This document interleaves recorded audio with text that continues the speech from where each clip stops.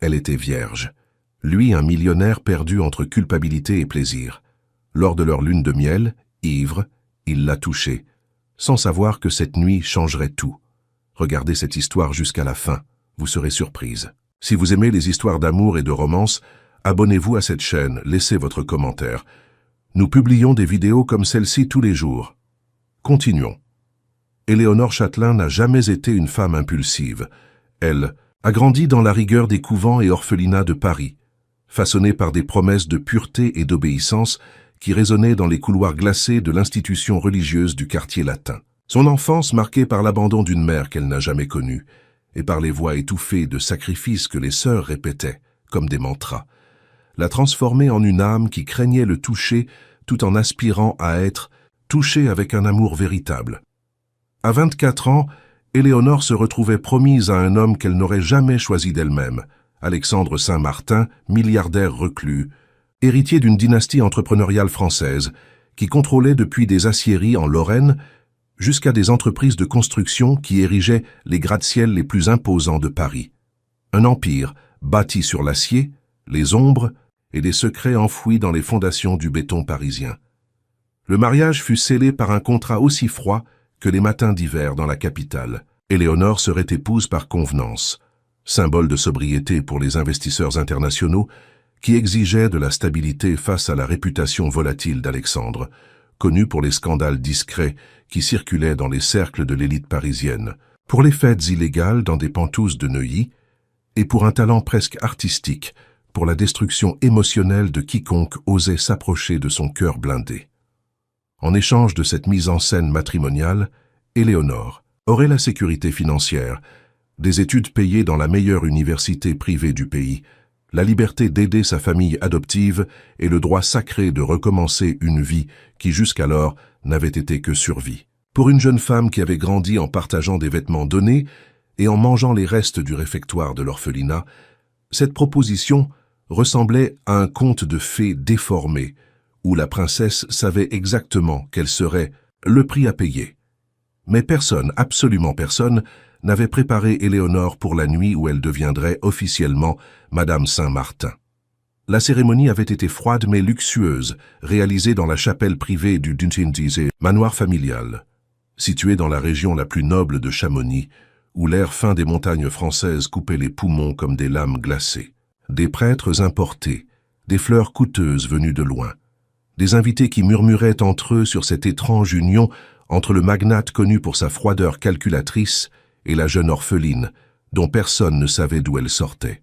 Là, destination finale de la lune de miel, serait une villa isolée sur la côte de Saint-Tropez, où la mer se brisait avec fureur contre des pierres ancestrales qui avaient été témoins de siècles d'histoires d'amour et de douleur. La propriété, un héritage de la grand-mère portugaise d'Alexandre, s'élevait imposante sur les falaises, avec ses jardins suspendus et ses terrasses qui défiaient la gravité, offrant une vue hypnotisante sur la Méditerranée qui s'étendait jusqu'à l'infini. Lors de la nuit de noces, Alexandre arriva ivre dans la chambre principale de la villa. Ses yeux étaient rouges, non seulement à cause du whisky écossais qu'il avait bu pendant des heures dans la bibliothèque, tentant d'échapper à la réalité de ce qu'il était sur le point de faire, mais aussi à cause de souvenirs que lui seul connaissait et qui le tourmentaient, comme des fantômes emprisonnés dans les murs de son âme. Éléonore était assise au bord du lit double, vêtue d'une chemise de nuit en soie blanche qu'une des domestiques avait choisie pour elle. Ses mains tremblaient légèrement, non pas de froid, mais d'une anxiété qui mêlait peur et une inexplicable attraction pour cet homme qu'elle connaissait à peine, mais qui parvenait à éveiller en elle des sensations qu'elle n'avait jamais expérimentées durant ses années de réclusion religieuse. Alexandre s'arrêta au milieu de la chambre, l'observant avec une intensité qui fit Éléonore se sentir comme s'il pouvait voir à travers elle, à travers toutes les couches de protection qu'elle avait construites au fil des années. Il était pieds nus, avec la chemise blanche ouverte, au premier bouton, révélant une partie de sa poitrine couverte de poils sombres. Le parfum masculin qu'il portait se mêlait à l'odeur de l'alcool, créant une combinaison enivrante qui fit Éléonore perdre momentanément son souffle. Sans dire un mot, Alexandre s'approcha d'elle à pas lents, comme un prédateur qui savait exactement quelle était sa proie. Quand il tendit la main pour toucher son visage, Éléonore put sentir le tremblement presque imperceptible de ses doigts, une vulnérabilité qui contrastait drastiquement avec la réputation d'homme insensible qu'il traînait dans les couloirs des entreprises parisiennes. « Tu as peur de moi », dit-il, non comme une question, mais comme une constatation, sa voix rauque portant un accent du Sud qu'il conservait encore de son enfance passée à Marseille avant de déménager à Paris pour reprendre les affaires de la famille. Éléonore leva les yeux pour rencontrer les siens, et à ce moment elle sentit comme si le monde avait cessé de tourner. Il y avait de la douleur dans ses yeux marron foncé, une douleur profonde et ancienne qu'elle reconnaissait parce qu'elle en portait une semblable dans sa propre poitrine. « Oui », admit-elle, sa voix sortant comme un murmure, « mais pas pour les raisons que tu imagines. » Alexandre ferma les yeux un moment, comme s'il luttait contre des démons intérieurs qu'Éléonore ne pouvait pas voir. Quand il les rouvrit, il y avait une détermination féroce en eux, mêlée à quelque chose qui ressemblait à du désespoir. « Je devrais partir », murmura-t-il, mais ses doigts continuaient à caresser le visage d'elle avec une douceur qui contredisait ses paroles. « Je devrais te laisser en paix et accomplir seulement ce qui est dans le contrat. »« Mais tu ne le feras pas, » répondit Éléonore, se surprenant elle-même par son propre courage. Quelque chose en elle s'était réveillé, une femme qu'elle ne savait pas exister, quelqu'un qui n'avait pas peur de regarder cet homme puissant et de ne voir qu'un être humain perdu et blessé. Alexandre sourit pour la première fois depuis qu'il était entré dans la chambre. Un sourire amer qui n'atteignait pas ses yeux. « Non, confirma-t-il, je n'y arriverai pas. » Et alors, avec une intensité qu'Éléonore n'aurait jamais imaginée possible, il l'embrassa. Ce ne fut pas un baiser doux ou romantique comme elle avait imaginé que serait son premier baiser. Ce fut un baiser désespéré, chargé d'années de solitude et de douleurs réprimées, un baiser qui parlait de faim émotionnelle et d'un besoin presque animal de connexion humaine.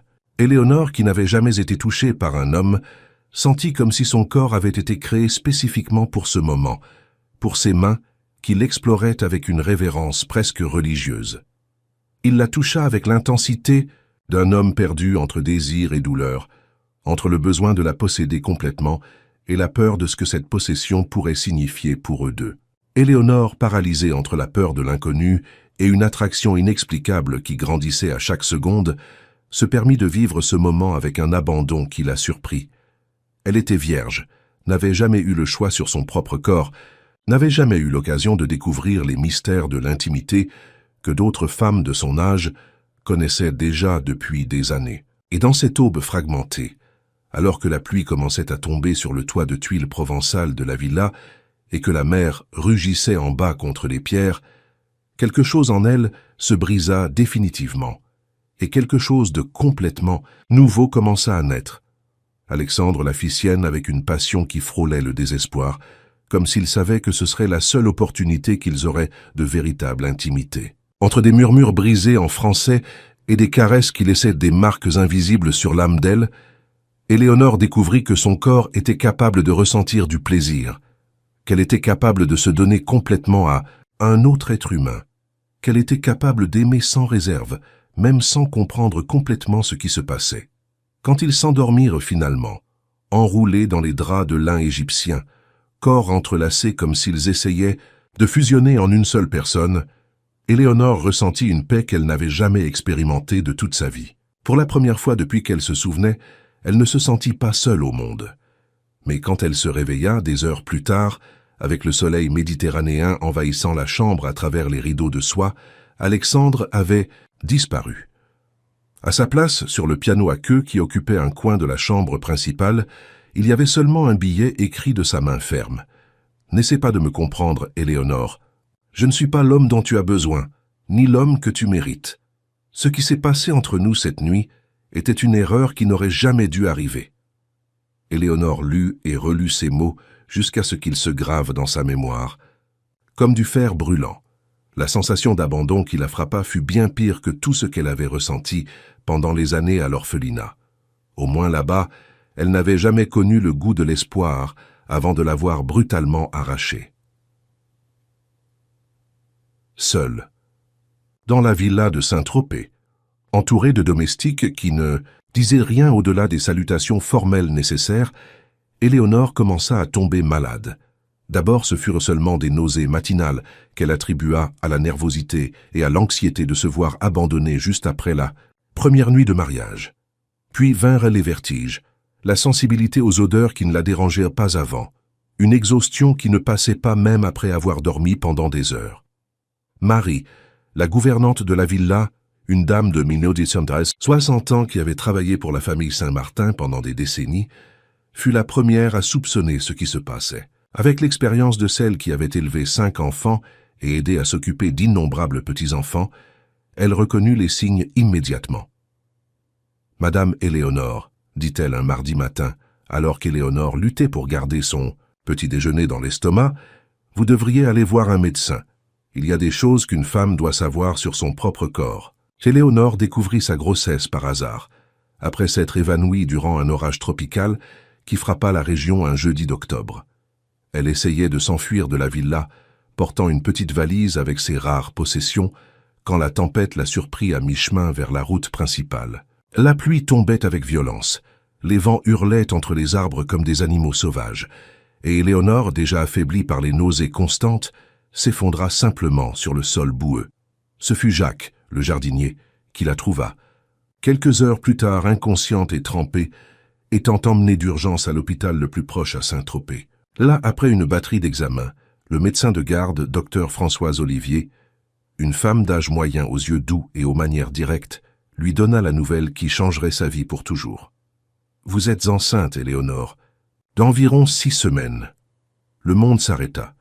Éléonore sentit comme si le sol s'était ouvert sous ses pieds et qu'elle tombait dans un abîme sans fin. Enceinte, portant l'enfant d'un homme qui l'avait abandonnée sans explication après une unique nuit de passion. Un homme qui avait clairement indiqué qu'il ne voulait rien d'elle, qu'il considérait ce qui s'était passé entre eux comme une erreur.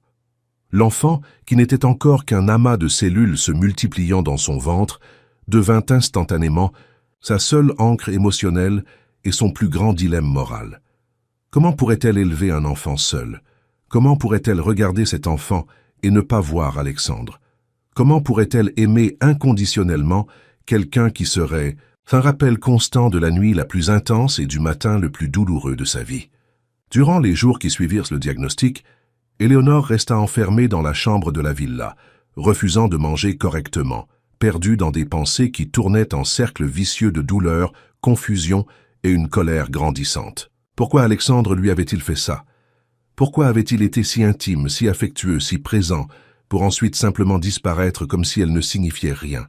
Marie essayait de la consoler, apportant des soupes nutritives et des tisanes calmantes, racontant des histoires de la famille Saint-Martin qu'elle avait vécues au fil des années, essayant de faire comprendre à Éléonore qu'Alexandre n'était pas naturellement cruel, juste profondément blessé par des choses du passé que personne ne connaissait complètement.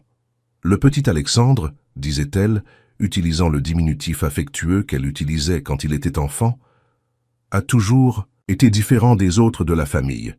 Plus sensible, vous savez. Quand il était petit, il pleurait en cachette quand il voyait un animal blessé. Ce n'est pas de la méchanceté ce qu'il vous a fait, c'est de la peur. Mais Éléonore ne pouvait pas trouver de consolation dans ces paroles. Peur de quoi?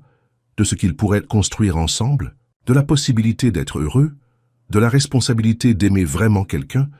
Toutes ces questions martelèrent dans sa tête sans trouver de réponse satisfaisante. Ce fut un matin de novembre, alors qu'elle était presque à 3 mois de gestation, et que son ventre commençait à donner les premiers signes de la vie qui grandissait en elle, qu'Éléonore reçut un appel qui changerait complètement sa perspective sur l'abandon d'Alexandre. Celui qui appela fut Richard Mercier, l'avocat de la famille Saint-Martin, un homme de 50 et quelques années à la voix grave et aux manières formelles. « Madame Saint-Martin », dit-il, utilisant pour la première fois son nom complet après le mariage, « je dois vous informer de certains événements qui peuvent expliquer le comportement récent de M. Alexandre. » Éléonore sentit son cœur s'accélérer. Enfin, quelqu'un allait lui donner des réponses au lieu de plus de questions. « Que lui est-il arrivé » demanda-t-elle, essayant de garder la voix ferme malgré la nervosité. « M. Alexandre a reçu une ancienne menace d'un rival des affaires de la famille qui a promis de détruire toute femme qui oserait s'approcher réellement de lui. Le mariage avec vous devait être seulement une façade pour calmer les investisseurs. Mais, Richard fit une pause significative. La nuit du mariage, quelque chose a changé, et cela l'a terrifiée. Éléonore sentit comme si une pièce importante du puzzle s'était finalement mise en place. Alexandre ne s'était pas enfui parce qu'il ne ressentait rien pour elle. Il s'était enfui parce qu'il ressentait trop, et ce sentiment la mettait en danger. « Quel genre de menace ?» demanda-t-elle, sa voix maintenant plus ferme, l'ancienne force intérieure qui l'avait aidée à survivre aux années à l'orphelinat commençant à ressurgir. Richard soupira de l'autre côté de la ligne. Victor Dumont. Un entrepreneur que la famille Saint-Martin a détruit financièrement il y a quelques années, quand il a essayé de concurrencer avec nous sur le marché de la construction civile à Paris. Il a juré vengeance, a dit qu'il ferait souffrir Alexandre de la même façon qu'il a souffert, lui prenant tout ce qui était important. Le nom Victor Dumont ne signifiait rien pour Éléonore, mais la gravité dans la voix de l'avocat indiqua clairement qu'elle devrait s'inquiéter. « Et qu'est-ce que cela a à voir avec moi ?» demanda-t-elle, bien qu'elle soupçonnât déjà la réponse. « Dumont a découvert votre mariage. Il a envoyé des messages disant que toute femme qu'Alexandre aimerait serait détruite, de la même façon que l'entreprise de Dumont a été détruite. Alexandre a reçu ces menaces le matin suivant le mariage, avec des photos de vous entrant et sortant de l'orphelinat où vous avez grandi, des photos de l'école où vous avez étudié, des noms des sœurs qui vous ont élevé. Dumont avait enquêté sur toute votre vie, Éléonore. Alexandre a compris que s'il restait près de vous, il mettrait votre vie en danger. » Éléonore ferma les yeux, ressentant un mélange de soulagement et de terreur. Soulagement de finalement comprendre les motifs de l'abandon, terreur de réaliser qu'elle était au centre d'une guerre qu'elle n'avait pas choisi de mener. « Où est Alexandre maintenant ?» demanda-t-elle. « Je ne peux pas révéler l'emplacement exact pour des questions de sécurité, mais je peux dire qu'il travaille à neutraliser la menace de Dumont. Il a engagé des détectives privés, il rassemble des preuves de crimes que Dumont a commis au fil des années, essayant de trouver une façon d'en finir définitivement avec cela. » Éléonore posa sa main libre sur son ventre, où son enfant grandissait, et prit une décision qui définirait le reste de sa vie. « Richard, » dit-elle, sa voix maintenant chargée d'une détermination qu'elle n'avait pas montrée depuis des mois. « J'ai besoin que vous me disiez tout. Tout sur Victor Dumont, tout sur les menaces, tout sur ce qu'Alexandre fait pour résoudre cela. Si je vais être utilisé comme arme contre mon mari, j'ai le droit de savoir exactement contre quoi nous luttons. » Il y eut une longue pause de l'autre côté de la ligne. Finalement, Richard dit « Madame Saint-Martin, avec tout le respect, Monsieur Alexandre a été très clair sur le fait de vous tenir éloigné de tous ces problèmes. Il pense que le mieux pour vous est de ne pas connaître les détails. » Éléonore sentit une colère familière, la même colère qu'elle ressentait quand les sœurs de l'orphelinat prenaient des décisions sur sa vie sans la consulter, comme si elle était incapable de penser par elle-même. « Richard, dit-elle, chaque mot chargé d'autorité. Je ne suis plus une enfant qui peut être protégée de la vérité. Je suis une femme adulte, mariée, et j'ai le droit de savoir ce qui se passe dans ma propre vie. De plus, elle respira profondément avant de continuer. Je suis enceinte. » Le silence de l'autre côté de la ligne fut assourdissant. Quand Richard parla finalement, sa voix était différente, plus respectueuse. « Vous êtes enceinte. »« De 3 mois. » confirma Éléonore. « Alors vous allez me donner toutes les informations que j'ai demandées, ou je vais devoir tout découvrir seul. » Richard soupira lourdement. « Vous êtes plus forte que Monsieur Alexandre ne l'imagine, dit-il. » Et Éléonore put entendre un sourire dans sa voix. « Très bien, demain matin j'enverrai une voiture vous chercher. Vous viendrez à Paris et nous parlerons personnellement de tout. Mais avant je dois vous prévenir. Une fois que vous saurez tout, il n'y aura pas de retour en arrière.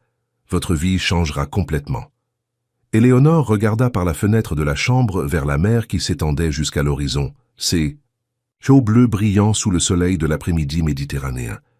Elle pensa à l'enfant qu'elle portait, à l'homme qu'elle aimait même sans comprendre complètement pourquoi, à la vie qu'elle avait connue jusqu'alors et à la vie qu'elle pourrait avoir devant elle.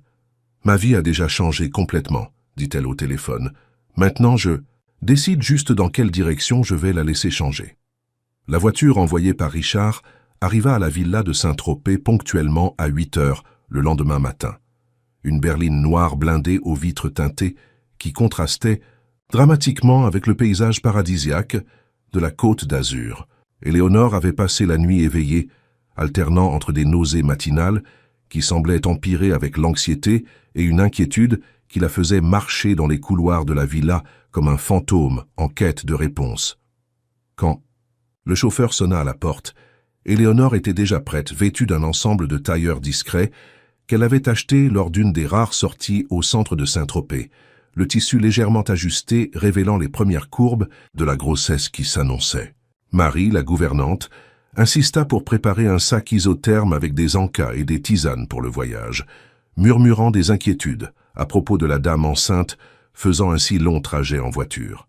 « Promettez que vous mangerez quelque chose pendant le trajet, » dit Marie, ajustant le foulard qu'Éléonore portait pour protéger ses cheveux du vent matinal. « L'enfant a besoin de nourriture et vous êtes trop maigre. » Éléonore sourit pour la première fois depuis des semaines, touchée par la préoccupation sincère de la femme plus âgée. « Je promets, Marie, et je promets aussi que je reviendrai avec des réponses. » Le voyage de Saint-Tropez à Paris prit presque 6 heures avec le chauffeur, un homme silencieux nommé Charles, qui avait clairement reçu pour instruction de ne pas discuter des affaires de la famille, s'arrêtant seulement une fois pour faire le plein et permettre à Éléonore de prendre un léger repas dans un restaurant sur la route. Durant tout le trajet, Éléonore observa le paysage français changeant graduellement, des plages tropicales de la Côte d'Azur aux collines de la Provence, jusqu'à finalement arriver à l'immensité urbaine de Paris.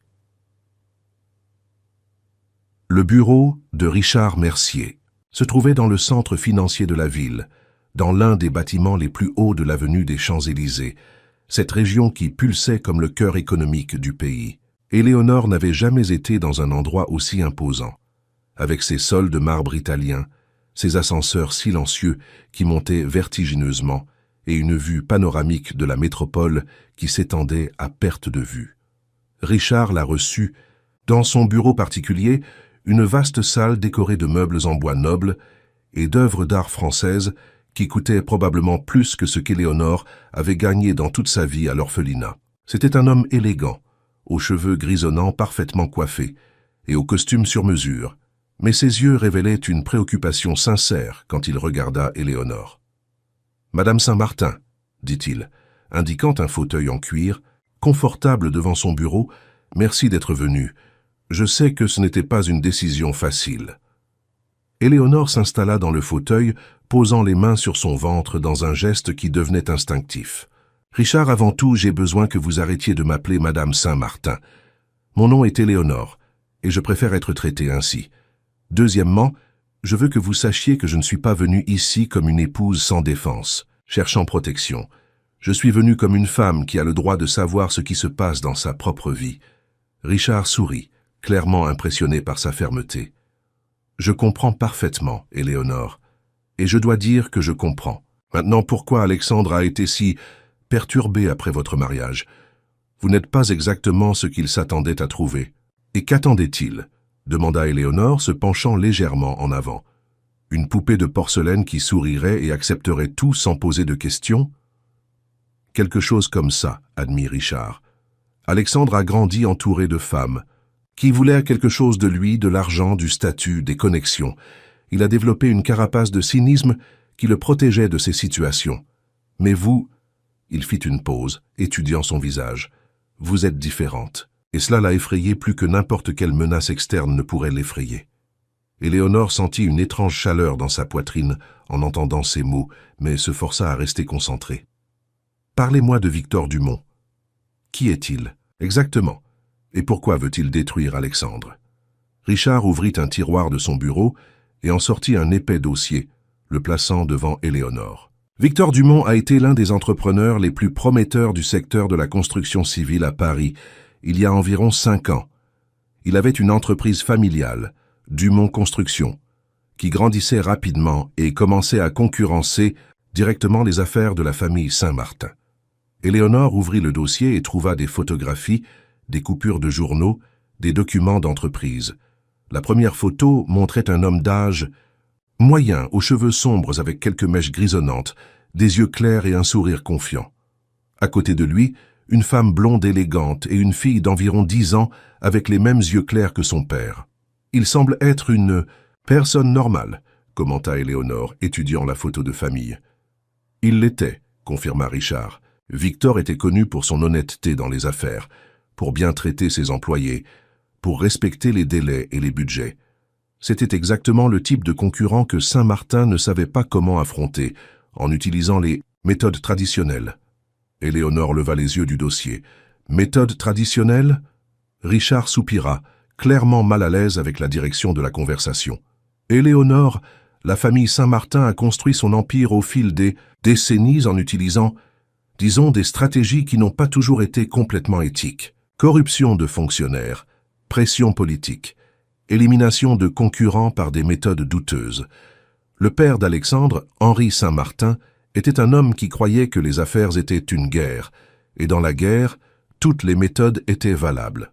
Éléonore sentit un froid dans l'estomac. Et qu'ont-ils fait à Victor Dumont? D'abord, ils ont essayé de l'acheter, lui offrant une somme absurde pour son entreprise. Quand Victor a refusé, ils ont commencé le sabotage. Des matériaux de construction qui arrivaient avec des défauts, des inspections surprises sur tous les chantiers, des permis qui étaient révoqués pour des raisons techniques inventées. En 6 mois, Dumont Construction était au bord de la faillite.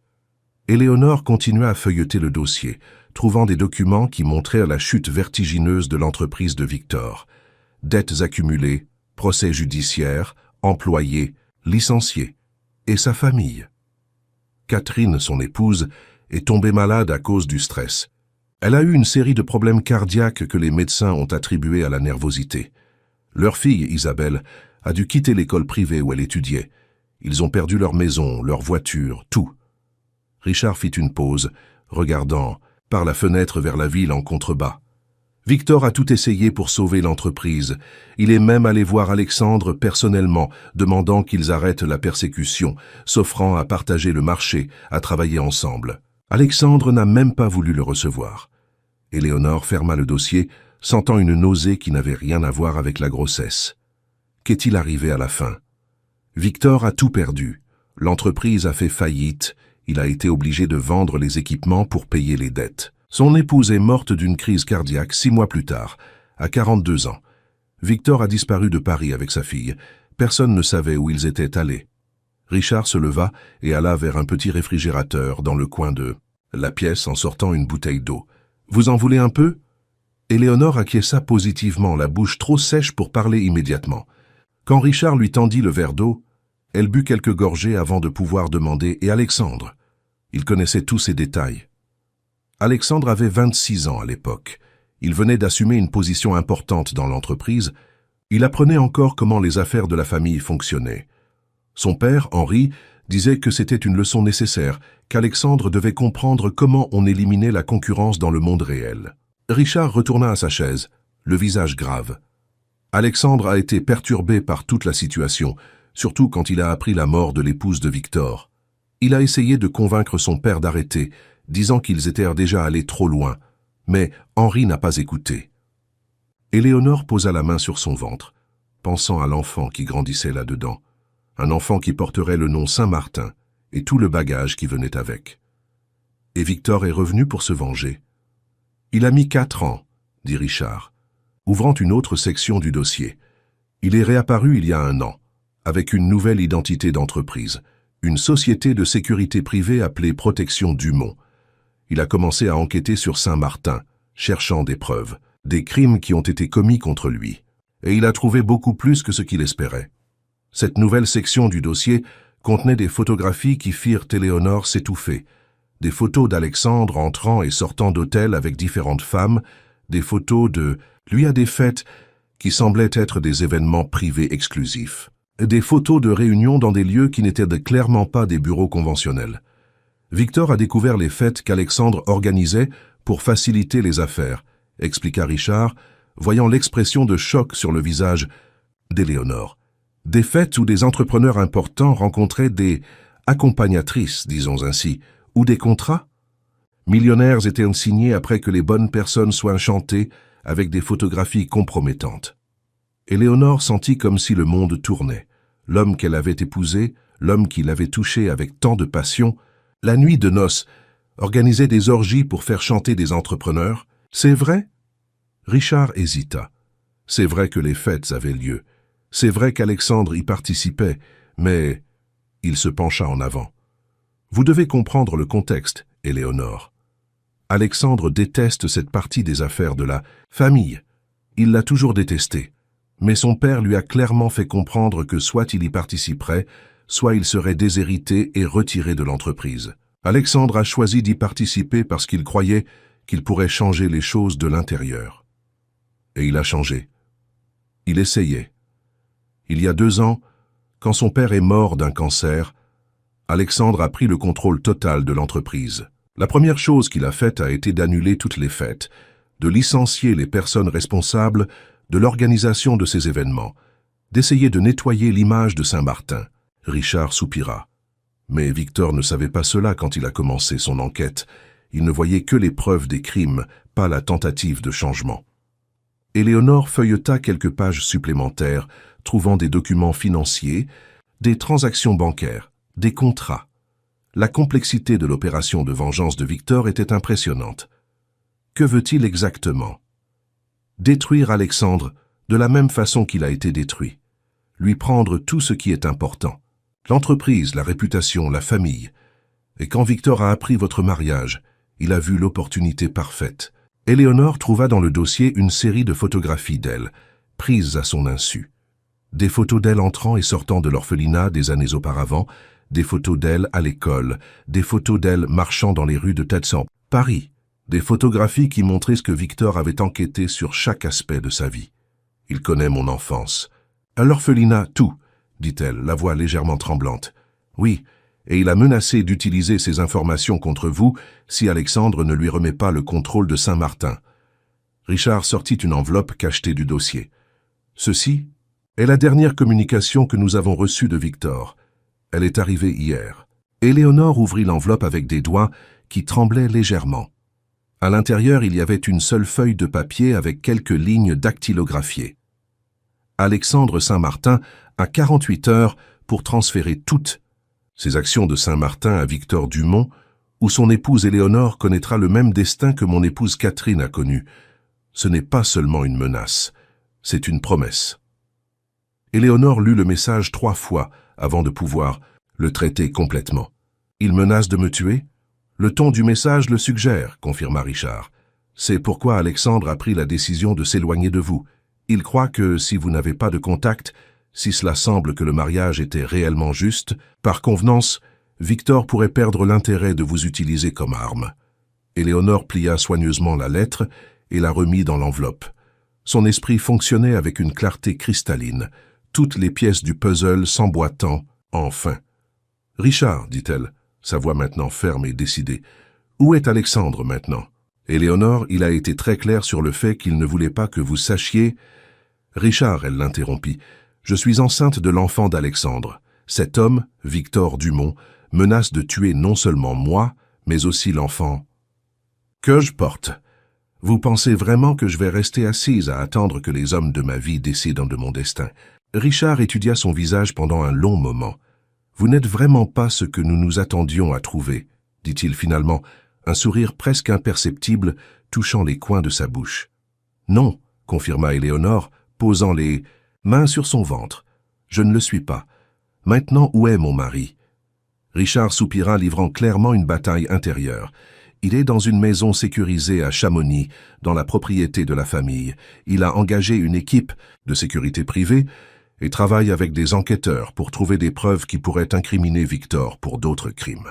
Éléonore se leva du fauteuil, ajustant son sac sur l'épaule. « Je veux y aller. » Éléonore, ce n'est pas une bonne idée. Alexandre a spécifiquement dit « Richard », elle le coupa à nouveau. Alexandre a pris une décision basée sur la peur. Je comprends pourquoi il l'a fait, et j'admire même l'intention de me protéger.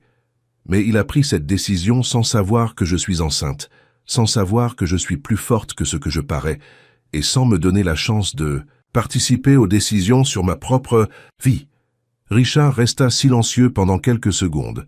« Et que comptez-vous faire ? » « Je compte parler avec mon mari, je compte connaître tous les détails de ce qui se passe, et je compte aider à résoudre cela une fois pour toutes, pour Que mon enfant puisse naître dans un monde où il n'a pas besoin de se cacher des ennemis de la famille. Richard prit le téléphone sur le bureau. « Je vais appeler l'équipe de sécurité, les prévenir que vous venez. »« Merci, » dit Éléonore. « Mais d'abord, je veux savoir une chose. Dans vos enquêtes sur Victor Dumont, avez-vous découvert où il est maintenant? Où il habite, ce qu'il fait ?» Richard hésita. « Pourquoi voulez-vous savoir ?»« Parce que si nous allons résoudre cela définitivement, nous devons comprendre complètement à qui nous avons affaire. Victor a perdu son épouse, son entreprise, a dû recommencer sa vie avec une petite fille. Il doit être désespéré et les personnes désespérées sont imprévisibles. » Éléonore se pencha sur le bureau de Richard. « Où est sa fille maintenant? Isabelle ?» Richard chercha dans une autre section du dossier. « Isabelle Dumont, 15 ans. Elle étudie dans une école privée à Lyon, vit avec son père dans un appartement loué.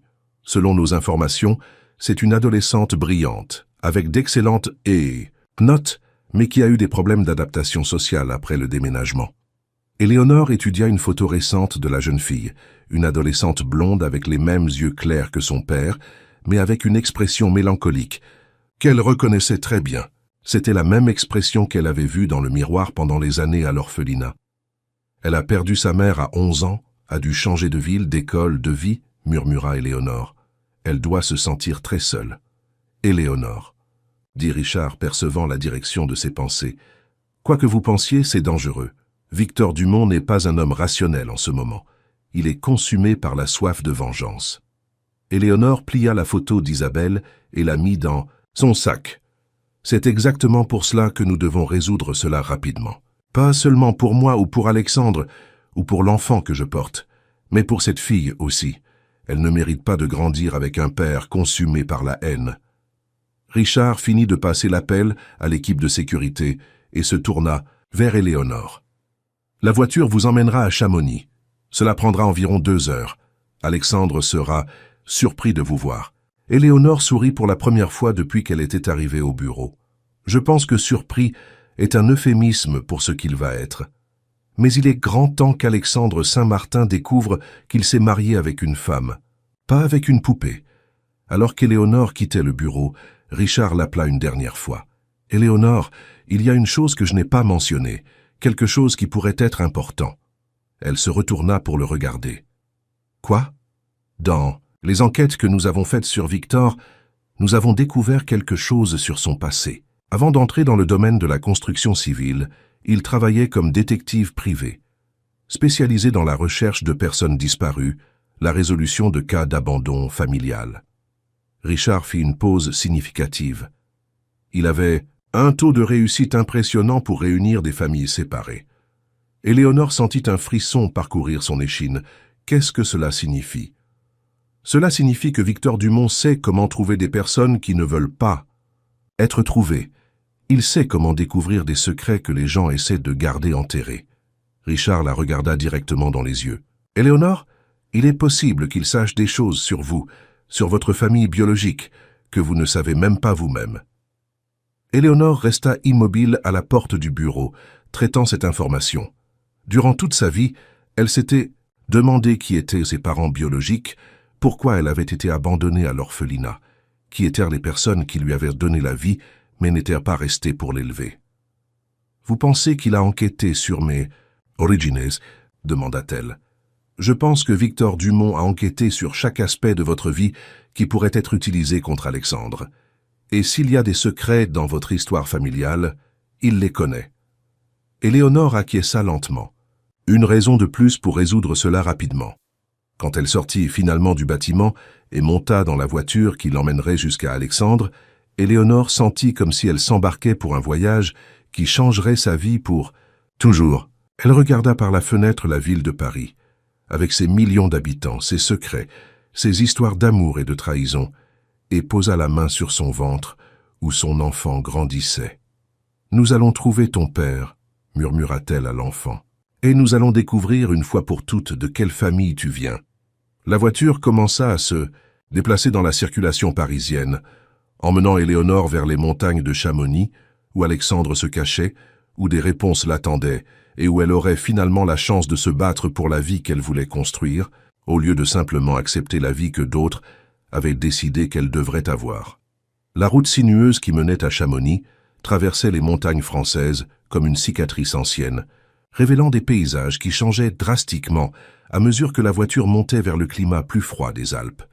Éléonore observait par la fenêtre les plantations de pins, les chalets d'architecture alpine qui ponctuaient les versants et le brouillard qui commençait à se former en fin d'après-midi, créant une atmosphère presque fantasmagorique qui correspondait parfaitement à son état émotionnel. Charles, le chauffeur, s'était montré plus communicatif pendant ce voyage, peut-être percevant la tension qui irradiait d'Éléonore ou simplement parce que les instructions de Richard incluaient de la tenir informée de ce qu'elle trouverait dans la maison sécurisée de la famille Saint-Martin. « Madame Éléonore, dit-il quand il restait environ 15 minutes avant d'arriver à destination, Monsieur Alexandre n'est pas comme vous vous souvenez de lui. Ces derniers mois ont été très difficiles pour lui. » Éléonore ajusta le manteau de laine qu'elle avait acheté lors d'un arrêt rapide, le froid de la montagne se faisant déjà sentir même à l'intérieur de la voiture chauffée. « Difficile comment ?» Charles hésita, choisissant clairement ses mots avec soin. Il ne dort pas correctement depuis des semaines. Il passe ses journées à étudier des dossiers sur Victor Dumont, cherchant des vulnérabilités, des moyens de tout résoudre sans que personne ne soit blessé. Et il boit, madame, plus qu'il ne devrait. Éléonore ferma les yeux, imaginant Alexandre consumé par la culpabilité et la peur, essayant de porter seul le poids de la protéger tout en affrontant un ennemi qui connaissait chacun de ses points faibles. Et l'équipe de sécurité? Comment est le dispositif de protection? 4 hommes en tour alterné, tous ex-militaires avec de l'expérience dans la protection de personnalités. La maison a un système d'alarme complet, des caméras sur tout le périmètre, communication directe avec la police locale. Charles regarda dans le rétroviseur pour vérifier s'ils étaient suivis, une habitude qu'il avait développée ces dernières semaines. Mais M. Alexandre insiste pour sortir seul parfois, pour marcher sur les sentiers de la propriété. Il dit qu'il a besoin de réfléchir. Éléonore sentit une pointe d'inquiétude. Seul, c'est sûr? La propriété fait plus de 50 hectares, toute clôturée et surveillée. Mais oui, cela inquiète chacun d'entre nous quand il fait cela. Le portail de la propriété apparut devant eux comme une barrière imposante de fer forgé, flanquée de piliers de pierre qui arboraient le blason de la famille Saint-Martin. L'un des gardes, un homme grand et musclé vêtu d'un costume sombre, s'approcha de la voiture avec la main discrètement positionnée près de l'arme qu'il portait sous sa veste. Après avoir vérifié l'identification de Charles et fait une rapide inspection visuelle d'Éléonore, le garde actionna le portail électronique et fit signe qu'il pouvait continuer. La route interne serpentait à travers des jardins méticuleusement entretenus, passant par un petit lac artificiel où des cygnes glissaient gracieusement sur la surface miroitante de l'eau. La maison principale était une construction imposante, de style alpin français, avec de larges terrasses soutenues par des colonnes de bois sculptées et un toit de tuiles rouges qui contrastait magnifiquement avec les murs blanchis à la chaux. Il y avait quelque chose de simultanément accueillant et intimidant dans cette architecture, comme si la maison avait été témoin de générations d'histoires familiales marquées tant par des moments de bonheur que par des secrets sombres.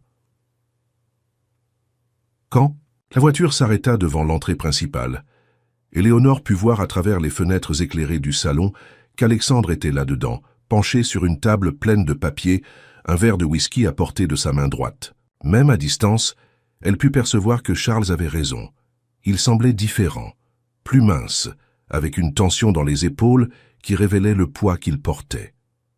Un autre garde, présenté comme François, vint l'accueillir à la porte. C'était un homme d'âge moyen aux manières courtoises, mais aux yeux qui ne perdaient aucun détail de l'environnement alentour. « Madame Éléonore, bienvenue. Monsieur Alexandre est dans la bibliothèque. Dois-je l'avertir de votre arrivée ?» Éléonore secoua la tête. « Non, je préfère le surprendre. Il doit arrêter de prendre des décisions sur ma vie sans me consulter. » François sourit, approuvant clairement son attitude. « Je comprends parfaitement, madame. La bibliothèque est au bout du couloir, dernière porte à droite. » Éléonore marcha dans les couloirs de la maison, admirant les tableaux qui représentaient des générations de la famille Saint-Martin, des hommes et des femmes à l'expression sérieuse qui semblaient la juger tandis qu'elle passait. Il y avait quelque chose d'oppressant dans ces portraits, comme si chaque personne représentée portait des secrets qui pesaient sur les descendants vivants.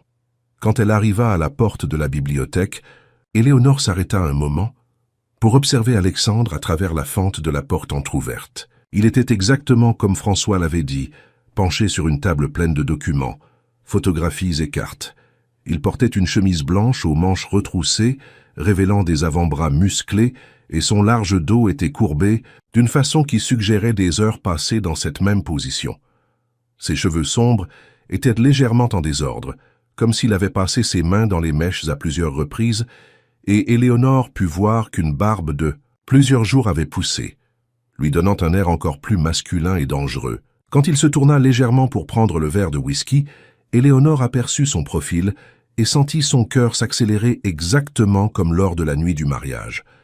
Même fatigué, même visiblement stressé, Alexandre était encore l'homme le plus attirant qu'elle ait jamais vu de sa vie. Éléonore respira profondément, posa la main sur son ventre dans un geste qui devenait automatique et ouvrit la porte de la bibliothèque. Le bruit de la porte qui s'ouvrait fit Alexandre lever la tête immédiatement.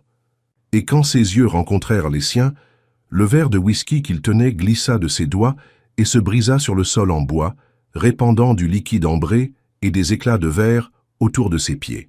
« Éléonore, dit-il, et sa voix sortit comme un murmure rauque, chargé de surprise, soulagement, peur et une émotion qu'elle ne put identifier complètement. « Que fais-tu ici? Je découvre des vérités que tu as pensé que je n'avais pas besoin de connaître, » répondit-elle, fermant la porte derrière elle et s'approchant de la table. « Je prends des décisions sur ma propre vie au lieu de laisser les hommes autour de moi décider pour moi. » Alexandre se leva lentement, ignorant les éclats de verre à ses pieds, ses yeux parcourant le corps d'elle d'une façon qui fit Éléonore se rappeler vivement l'intimité qu'ils avaient partagée des mois auparavant. Quand son regard s'arrêta sur la région du ventre, où le manteau ouvert révélait les premières courbes de la grossesse, Alexandre devint pâle. « Éléonore, dit-il à nouveau, cette fois avec une voix qui tremblait légèrement. « Tu es enceinte, compléta-t-elle, en levant son manteau et le posant sur une chaise proche. La robe qu'elle portait, un modèle simple mais élégant, moulait parfaitement les changements que la gestation produisait dans son corps. « De 4 mois, de ton enfant. » Alexandre resta immobile pendant un long moment, comme s'il avait reçu un coup de poing dans l'estomac. Ses yeux se fixèrent sur le ventre d'elle, et Éléonore put voir une séquence d'émotions passer sur son visage. Surprise, peur, quelque chose qui ressemblait à de la joie, et puis une angoisse profonde. « Pourquoi ? » « Ne m'as-tu pas dit ?» demanda-t-il, se déplaçant finalement pour contourner la table et s'approcher d'elle, mais s'arrêtant à quelques pas de distance, comme s'il n'était pas sûr d'avoir le droit de s'approcher davantage. « Quand aurais-je dû te le dire ?» rétorqua Éléonore, croisant les bras sur sa poitrine. « Tu as disparu le lendemain matin de notre mariage. Tu as laissé un mot disant que c'était une erreur, et tu as disparu pendant 4 mois. Exactement quand aurais-je dû partager cette information avec toi ?»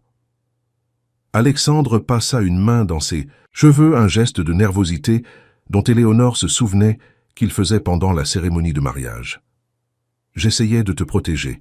Victor Dumont a menacé. »« Je sais à propos des menaces de Victor Dumont, » l'interrompit Éléonore. « Que je sais à propos de son entreprise que vous avez détruite, à propos de son épouse qui est morte, à propos de sa fille adolescente qu'il élève seule. Je sais à propos des fêtes que tu organisais pour faire chanter des entrepreneurs, à propos des méthodes douteuses que ta famille utilisait dans les affaires.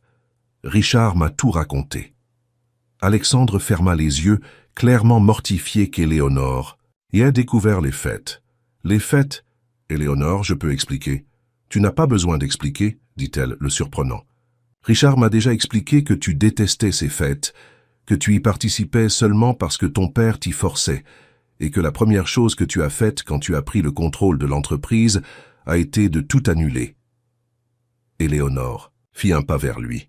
« Ce que tu dois expliquer, c'est pourquoi tu as pensé que j'étais trop faible pour affronter la vérité avec toi. » Alexandre ouvrit les yeux, et Éléonore vit en eux une vulnérabilité qu'il permettait rarement à quiconque de voir.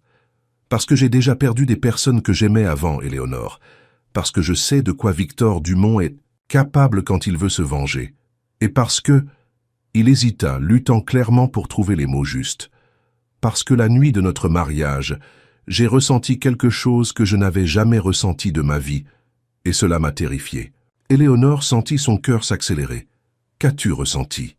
Alexandre fit un pas vers elle, réduisant la distance entre eux à quelques centimètres. « De l'amour, » dit-il simplement, « de l'amour véritable, désespéré, du genre qui fait qu'un homme veut protéger la femme aimée, même si cela signifie la perdre. » Éléonore leva une main et toucha son visage, sentant la barbe de plusieurs jours frotter contre sa peau.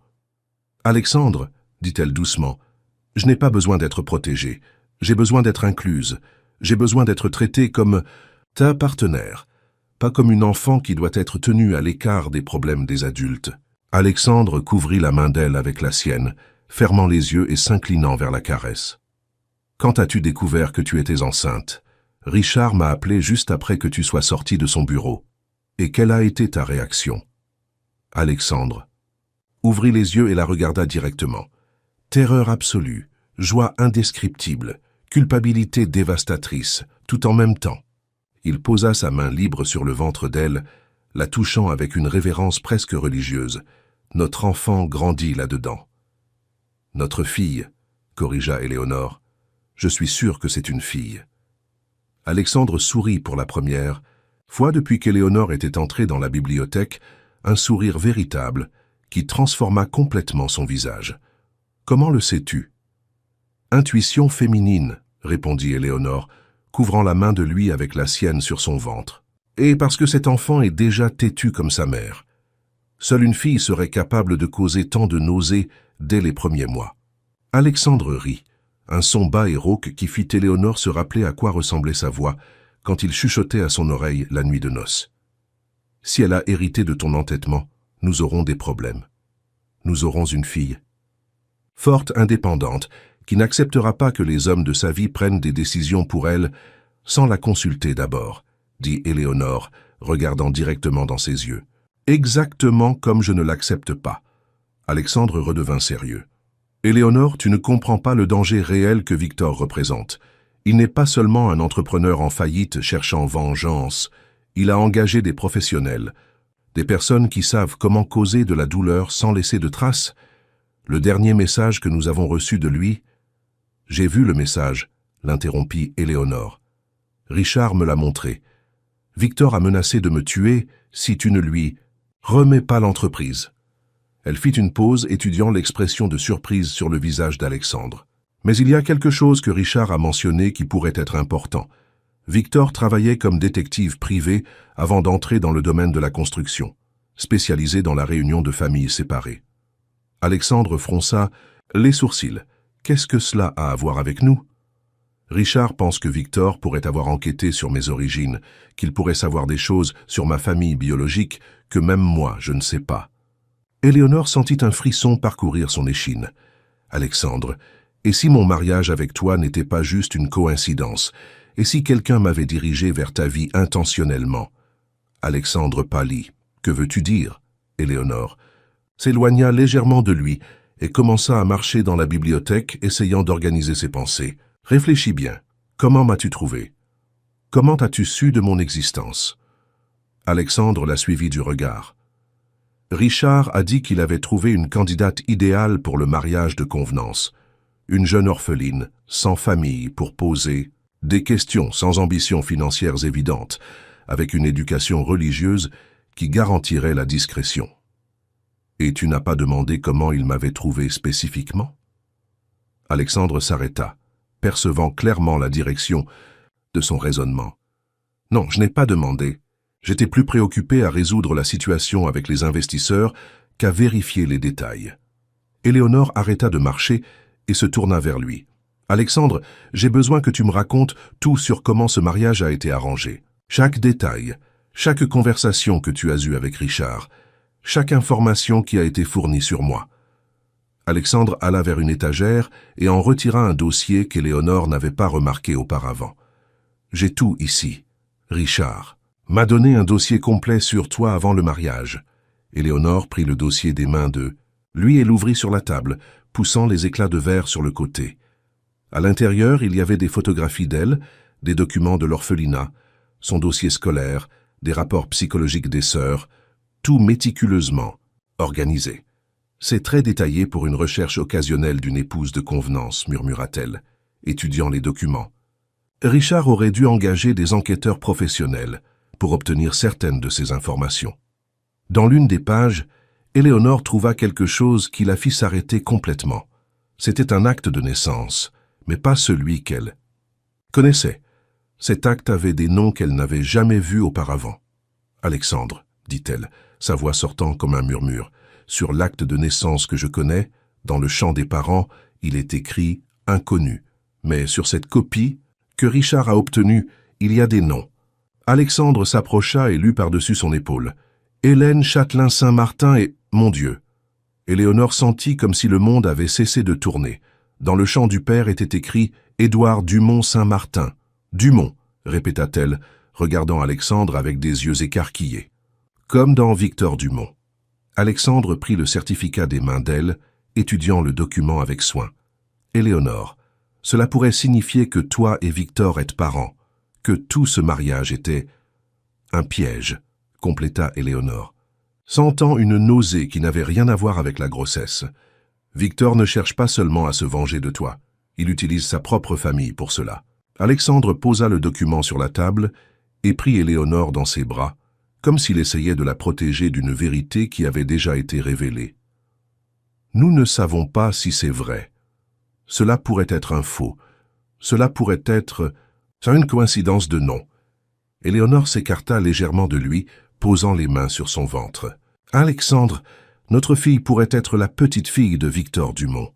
L'homme qui veut nous détruire pourrait être mon grand-père. » Avant qu'Alexandre ne puisse répondre, le bruit de pas rapides dans le couloir fit les deux regarder vers la porte. François, le garde, apparut à l'entrée de la bibliothèque avec une expression tendue. « Monsieur Alexandre, nous avons un problème. Victor Dumont est au portail principal, disant qu'il est venu chercher la petite fille qu'il n'a jamais connue. » Éléonore sentit comme si toutes les pièces d'un puzzle complexe s'étaient emboîtées d'un seul coup, formant une image qu'elle n'était pas préparée à voir. « Il sait que je suis ici, » dit-elle. « Il sait pour la grossesse. Il sait que... Nous avons découvert la vérité sur mes origines. » Alexandre se déplaça pour se mettre entre Éléonore et la porte, ses instincts protecteurs activés. « François, combien d'hommes a-t-il amené ?»« Il est venu seul, monsieur, mais il y a une adolescente avec lui, blonde, environ 15 ans. » Éléonore et Alexandre se regardèrent. « Isabelle, dit Éléonore, il a amené sa fille. » Alexandre hésita. Pourquoi amènerait-il sa propre fille à une confrontation? Éléonore commença à marcher vers la porte. Parce qu'il n'est pas venu pour une confrontation. Il est venu pour une réunion de famille. Éléonore, non. Alexandre la retint par le bras. Cela pourrait être un piège. Éléonore le regarda avec une détermination qu'Alexandre reconnut, la même détermination qu'elle avait démontrée quand elle avait décidé de le retrouver. « Alexandre, si Victor Dumont est vraiment mon grand-père, si Édouard Saint-Martin était mon père, alors toute cette guerre a été construite sur un mensonge. Victor a détruit sa propre famille sans le savoir. » Alexandre étudia son visage, voyant la résolution inébranlable dans ses yeux.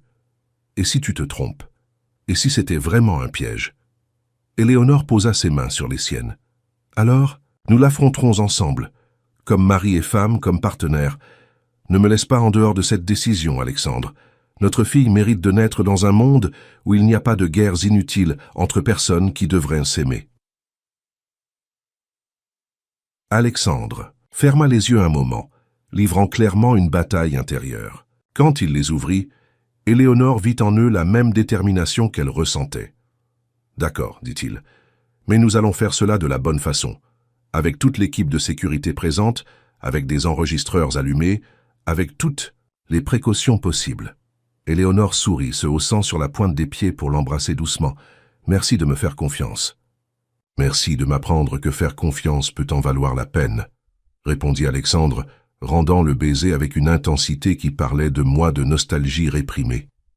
Quand ils se séparèrent, Éléonore posa la main sur son ventre. « Notre fille va naître dans une famille pleine de complications, mais au moins ce sera une famille qui lutte ensemble. » Alexandre posa sa main sur la sienne. « Et elle sera aimée, inconditionnellement. François toussa discrètement à la porte. « Monsieur Alexandre, que dois-je dire à Monsieur Dumont ?» Éléonore et Alexandre échangèrent un dernier regard. « Dites que nous descendons pour parler, » dit Éléonore. « Et François ?»« Oui, madame ?»« Préparez du thé pour 4 personnes. Si nous allons avoir une réunion de famille, qu'elle soit civilisée. » Tandis qu'ils marchaient ensemble vers le salon où Victor Dumont les attendait, Éléonore sentit qu'elle était sur le point de découvrir des vérités qui changeraient non seulement sa vie, mais offriraient peut-être aussi la possibilité de guérir des blessures qui avaient saigné pendant des années en silence. Le TG, salon de la demeure Saint-Martin, avait été le théâtre d'innombrables réunions d'affaires au fil des décennies, où des contrats millionnaires furent signés et des destins décidés avec la froideur calculatrice caractéristique des affaires familiales. Mais cet après-midi d'hiver à Chamonix, alors que le feu crépitait dans la cheminée de pierre et que le thé fumait dans les tasses de porcelaine, l'atmosphère était chargée d'une tension émotionnelle qui transcendait toute négociation commerciale. Victor Dumont était assis dans l'un des fauteuils en cuir, ses grandes mains calleuses contrastant avec la délicatesse de la tasse qu'il tenait. À 52 ans, il maintenait la posture droite et le port imposant qui avait fait de lui un entrepreneur respecté avant sa chute, mais Éléonore pouvait voir les lignes de fatigue autour de ses yeux clairs, la même teinte de bleu qu'elle reconnaissait quand elle se regardait dans le miroir. À côté de lui, Isabelle Dumont semblait encore plus jeune que ses 15 ans, recroquevillée sur le canapé, comme si elle voulait disparaître de l'environnement. Ses cheveux blonds étaient attachés en une simple queue de cheval, et elle portait des vêtements qui n'étaient clairement pas neufs, mais impeccablement propres et bien entretenus.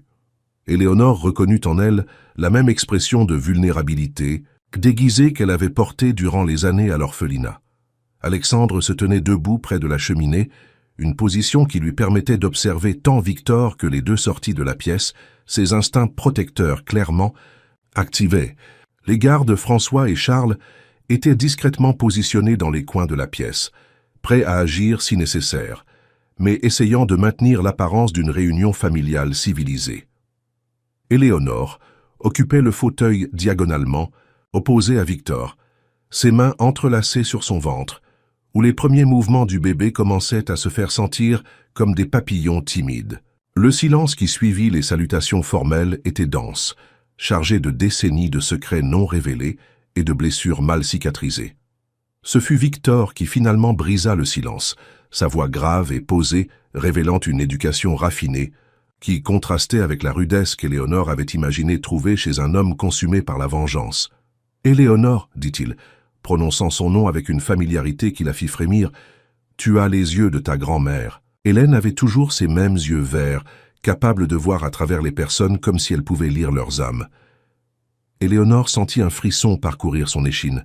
« Vous avez connu ma grand-mère. » Victor sourit, mais ce fut un sourire mélancolique, chargé de nostalgie et de douleur. « J'ai connu Hélène Châtelain avant qu'elle n'épouse mon frère Édouard. C'était la plus belle femme de Paris, courtisée par la moitié des jeunes de la haute société. Mais elle a choisi Édouard, le frère cadet, le rêveur qui voulait construire un empire honnête au lieu d'en hériter un déjà taché de sang. »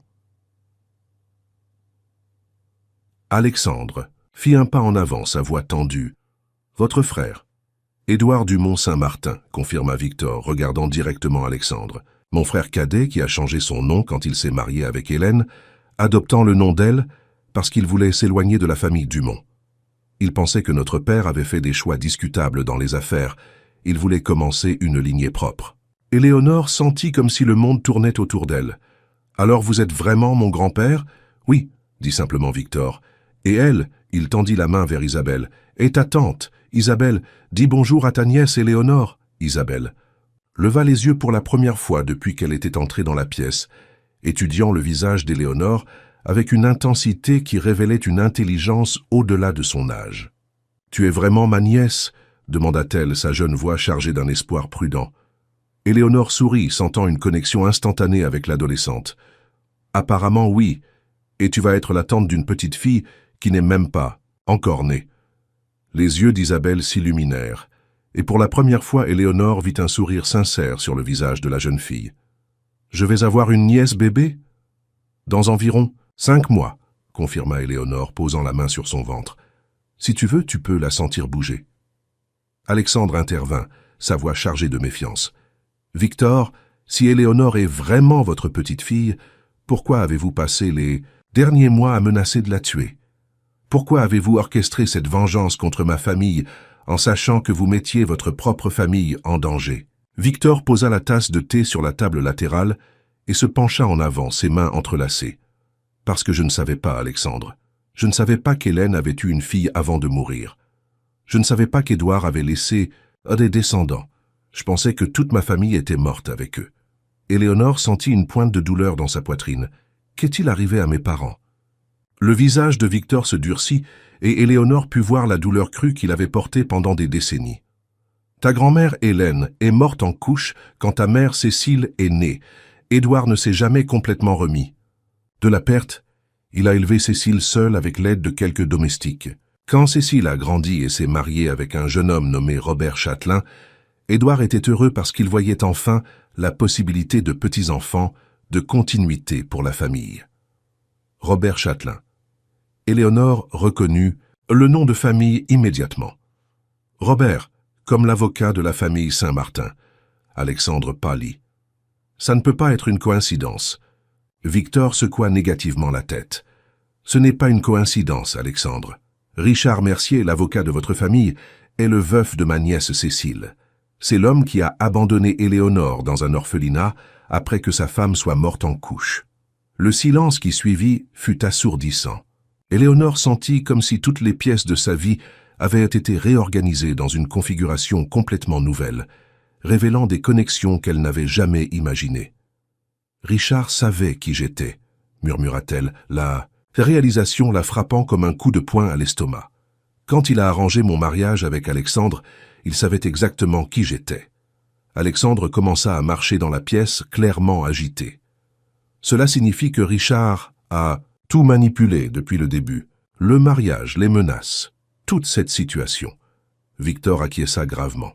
Richard Mercier travaille pour la famille Saint-Martin depuis plus de 20 ans. Il connaît tous les squelettes dans le placard, toutes les opérations douteuses, tous les crimes qui ont été commis au fil des décennies. Quand ton père, Henri, a décidé de détruire mon entreprise, c'est Richard qui a fourni les informations légales nécessaires pour les sabotages. Éléonore se leva brusquement, une colère froide grandissant dans sa poitrine. Il a utilisé la mort de sa propre épouse, mon abandon, toute ma vie comme pièce dans un jeu qui durait depuis des décennies. Pire encore, continua Victor, quand Richard a découvert que j'enquêtais sur la famille Saint-Martin, quand il a su que j'avais engagé des détectives privés pour rassembler des preuves des crimes, il a décidé de se protéger en créant une situation où je me détruirais. Tout seul, Alexandre s'arrêta de marcher. Comment ça?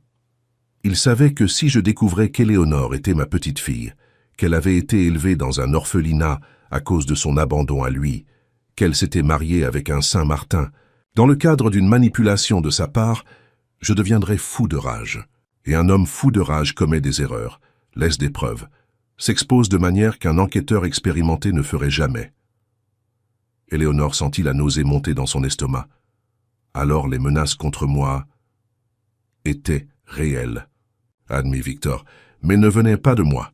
Elles venaient de Richard. Il utilisait mon nom, ma réputation, pour vous effrayer et vous garder séparés pendant qu'il trouvait un moyen de se débarrasser de moi définitivement.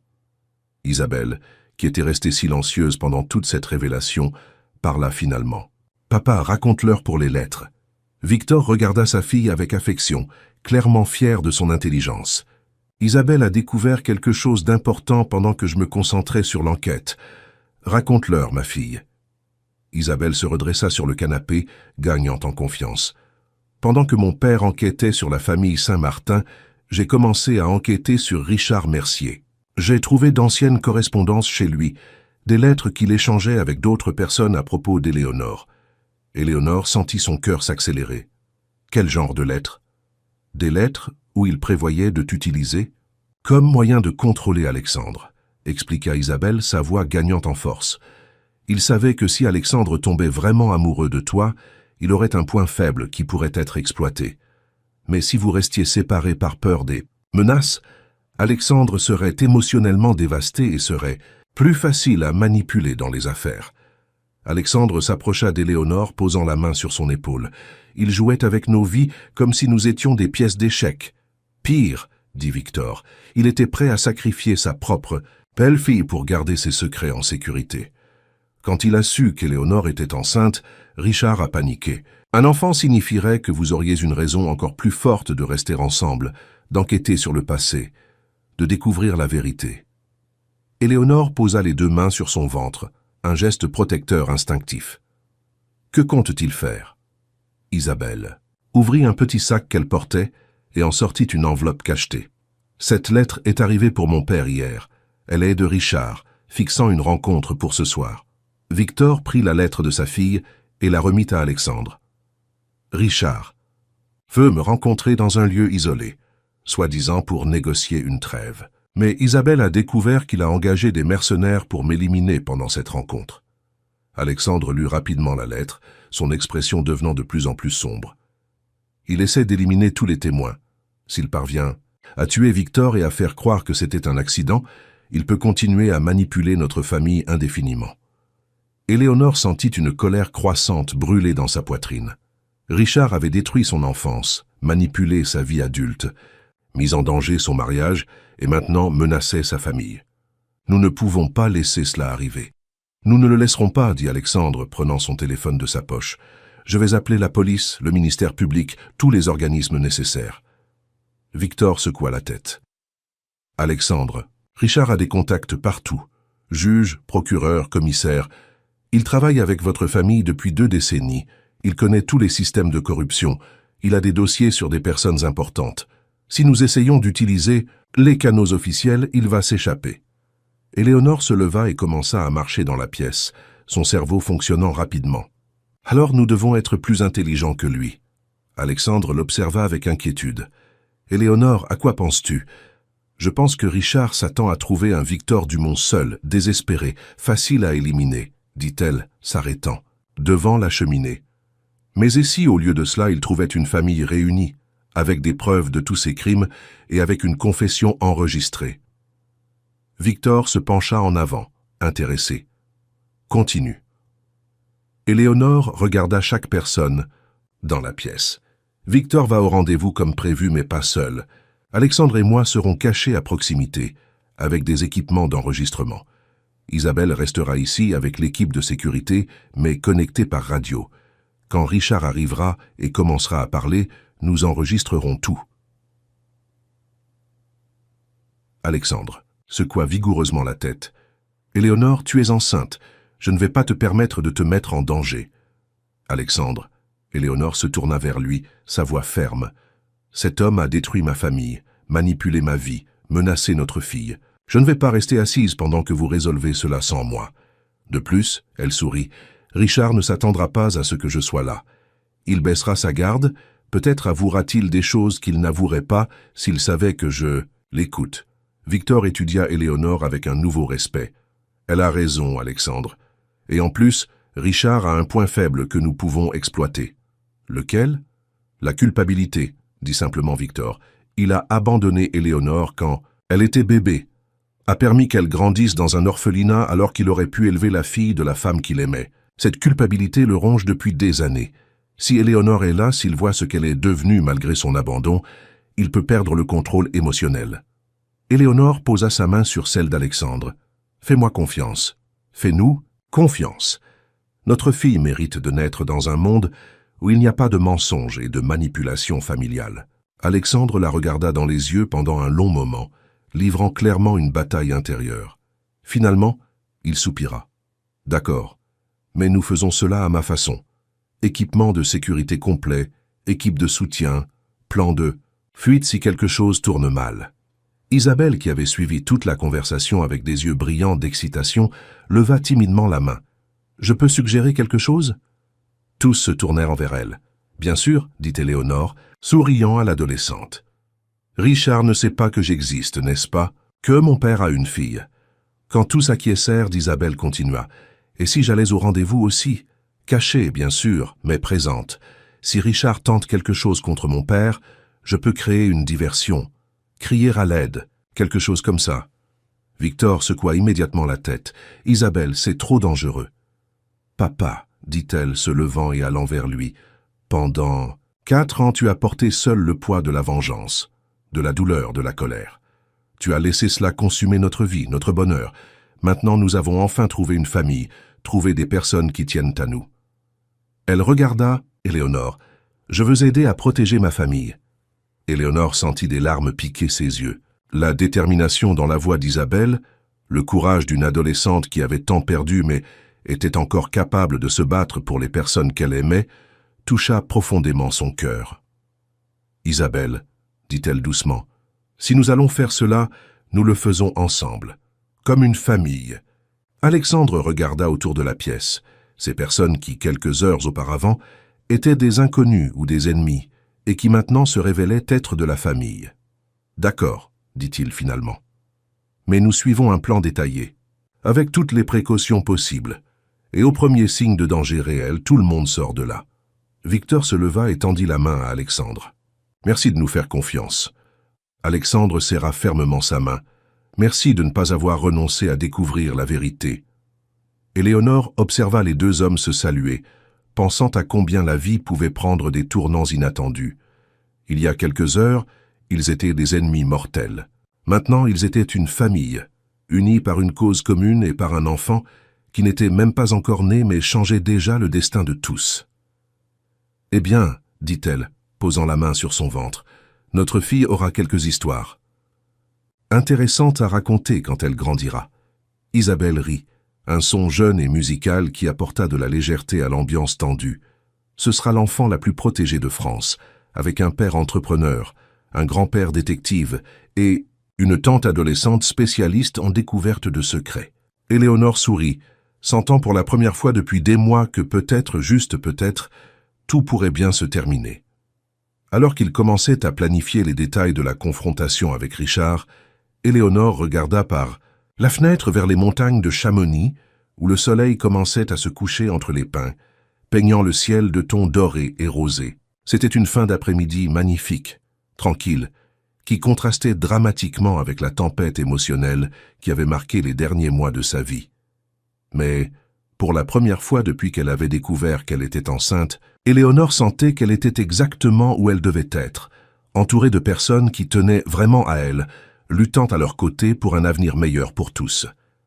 La nuit promettait d'être longue et dangereuse, mais Éléonore ne ressentait pas de peur.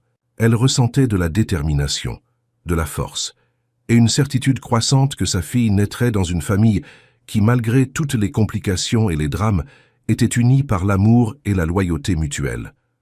Et cela, pensa Éléonore, tandis qu'Alexandre expliquait les détails du plan de sécurité, valait tous les risques qu'il devrait affronter.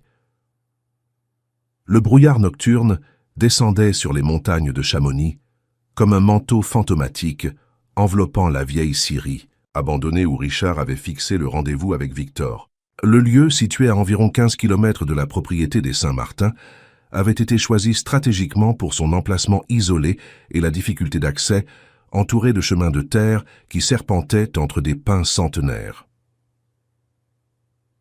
Éléonore ajusta l'oreillette presque invisible que François avait fournie, testant la communication avec l'équipe pour la 3e fois en 5 minutes. Elle était cachée derrière un groupe d'arbres à environ 100 mètres de l'entrée principale de la scierie, vêtue de vêtements sombres qu'Alexandre avait insisté pour qu'ils soient par balles, malgré ses protestations concernant le poids supplémentaire compte tenu de son état. Test audio, Éléonore m'entend-elle? La voix d'Alexandre arriva claire à travers le petit dispositif. Forte et claire, murmura-t-elle en réponse, posant la main sur son ventre, où le bébé avait été particulièrement actif durant tout l'après-midi, comme si elle pressentait la tension qui flottait dans l'air. Alexandre était positionné du côté opposé de la clairière, caché dans une ancienne tour d'observation qui offrait une vue complète de la scierie. Son expérience militaire des temps de jeunesse, quand il avait brièvement servi dans l'armée avant de reprendre les affaires de la famille, se révélait maintenant utile pour coordonner cette opération délicate. « Victor, confirmez votre position », parla Alexandre dans la radio. « Je suis à 200 mètres de l'entrée attendant l'heure convenue », vint la réponse calme de Victor. « Richard devrait arriver à tout moment. » Isabelle, suivant le plan qu'ils avaient méticuleusement tracé durant les 3 heures précédentes, était cachée à l'intérieur même de la scierie, dans la mezzanine supérieure qui offrait une vue privilégiée du rez-de-chaussée où la rencontre aurait lieu. Malgré son âge, l'adolescente avait démontré un courage et une détermination qui avaient impressionné même les gardes expérimentés. « Isabelle, comment est ta position ?» demanda doucement Éléonore. « Parfaite. Je peux voir toute la zone principale. J'ai l'enregistreur positionné et la caméra vidéo cachée derrière les poutres anciennes, » répondit Isabelle, sa voix ne révélant qu'un léger tremblement, qui trahissait la nervosité naturelle d'une jeune fille de 15 ans, sur le point de participer à une opération qui pourrait déterminer le destin de sa famille. Éléonore ferma les yeux un moment, respirant profondément pour calmer ses nerfs. Le bébé bougea à nouveau et elle posa ses 2 mains sur son ventre, murmurant doucement « Calme-toi, ma fille. Maman va tout résoudre pour que tu puisses naître en paix. » Le bruit d'un moteur qui s'approchait mit tout le monde en alerte maximale. Éléonore ouvrit les yeux et vit à travers les branches des arbres les phares d'une berline sombre traversant le sentier de terre qui menait à la scierie. Même à distance, elle put reconnaître la silhouette familière de Richard Mercier, au volant. « Cible confirmée », informa Alexandre à travers la radio. « Richard est arrivé seul, du moins en apparence. » Éléonore observa, tandis que Richard garait la voiture près de l'entrée de la scierie et sortait du véhicule. Même dans la pénombre créée par les phares, elle put voir qu'il portait une mallette en cuir et semblait tendu, regardant répétitivement autour de lui comme s'il s'attendait à une embuscade. Richard Mercier, l'homme qui avait façonné, indirectement toute sa vie par ses manipulations, semblait plus petit et plus fragile qu'Éléonore ne l'avait imaginé. Ses cheveux grisonnants étaient en désordre. Ses vêtements habituellement impeccables montrèrent des signes de stress, et il se déplaçait avec la rigidité de quelqu'un qui avait mal dormi pendant des semaines. « Victor, vous pouvez commencer. »« À vous approcher, » instruisit Alexandre. « Souvenez-vous, nous voulons qu'il avoue tout avant que nous n'essayions quoi que ce soit. » Victor émergea de la forêt, marchant lentement vers la scierie, ses mains clairement visibles pour montrer qu'il n'était pas armé. Quand Richard le vit, l'avocat se détendit légèrement, mais Éléonore put percevoir qu'il gardait une main près de la poche intérieure de sa veste. « Richard », dit Victor quand il arriva à une distance d'environ 5 mètres, sa voix portant l'autorité naturelle d'un homme habitué à commander. « Merci d'avoir accepté cette rencontre. » Richard ajusta la mallette dans sa main gauche, gardant la droite libre. « Victor, je dois admettre que j'ai été surpris par votre invitation. Je pensais qu'après tout ce qui s'est passé, notre prochaine conversation serait dans un tribunal. » Éléonore ajusta sa position derrière les arbres, obtenant une meilleure vue des 2 hommes. À travers l'oreillette, elle pouvait parfaitement entendre tout ce qui se disait, grâce au microphone directionnel que François avait stratégiquement positionné autour de la clairière. « Peut-être que ce sera encore dans un tribunal, » répondit Victor, croisant les bras sur sa poitrine. « Mais avant cela, je pense que vous me devez quelques explications, en commençant par Éléonore. » Richard devint visiblement tendu en entendant le nom. « Éléonore, qu'a-t-elle à voir là-dedans? » « Vous savez très bien ce qu'elle a à voir. Là-dedans, Richard, c'est votre belle-fille, la fille de la femme que vous aimiez, soi-disant. » La voix de Victor était contrôlée, mais Éléonore pouvait détecter la colère contenue derrière le calme apparent. Richard fit quelques pas vers l'entrée de la scierie, forçant Victor à le suivre pour maintenir la distance de conversation. « Je ne sais pas de quoi vous parlez. Bien sûr que si, Cécile Dumont-Châtelain, votre épouse, la fille de mon frère Édouard. Elle est morte en mettant Éléonore au monde, et vous, lâche, avez abandonné l'enfant dans un orphelinat au lieu de l'élever, comme vous l'aviez promis à la femme agonisante. » Éléonore sentit des larmes piquer ses yeux. Entendre les détails de son abandon décrit si crûment, savoir que sa mère était morte en demandant à Richard de prendre soin d'elle, et qu'il l'avait simplement abandonnée, fit naître une colère froide dans sa poitrine. Richard s'arrêta de marcher, son visage devenant pâle même dans la faible lumière des phares de la voiture. « Comment avez-vous découvert?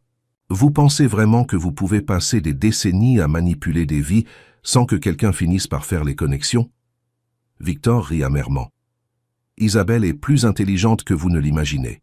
Elle a enquêté sur vos anciennes correspondances Trouvez les lettres d'amour que vous écriviez à Cécile, les promesses que vous avez faites à son lit de mort. » Richard posa la mallette par terre et passa une main dans ses cheveux. « Vous ne comprenez pas la situation que j'affrontais.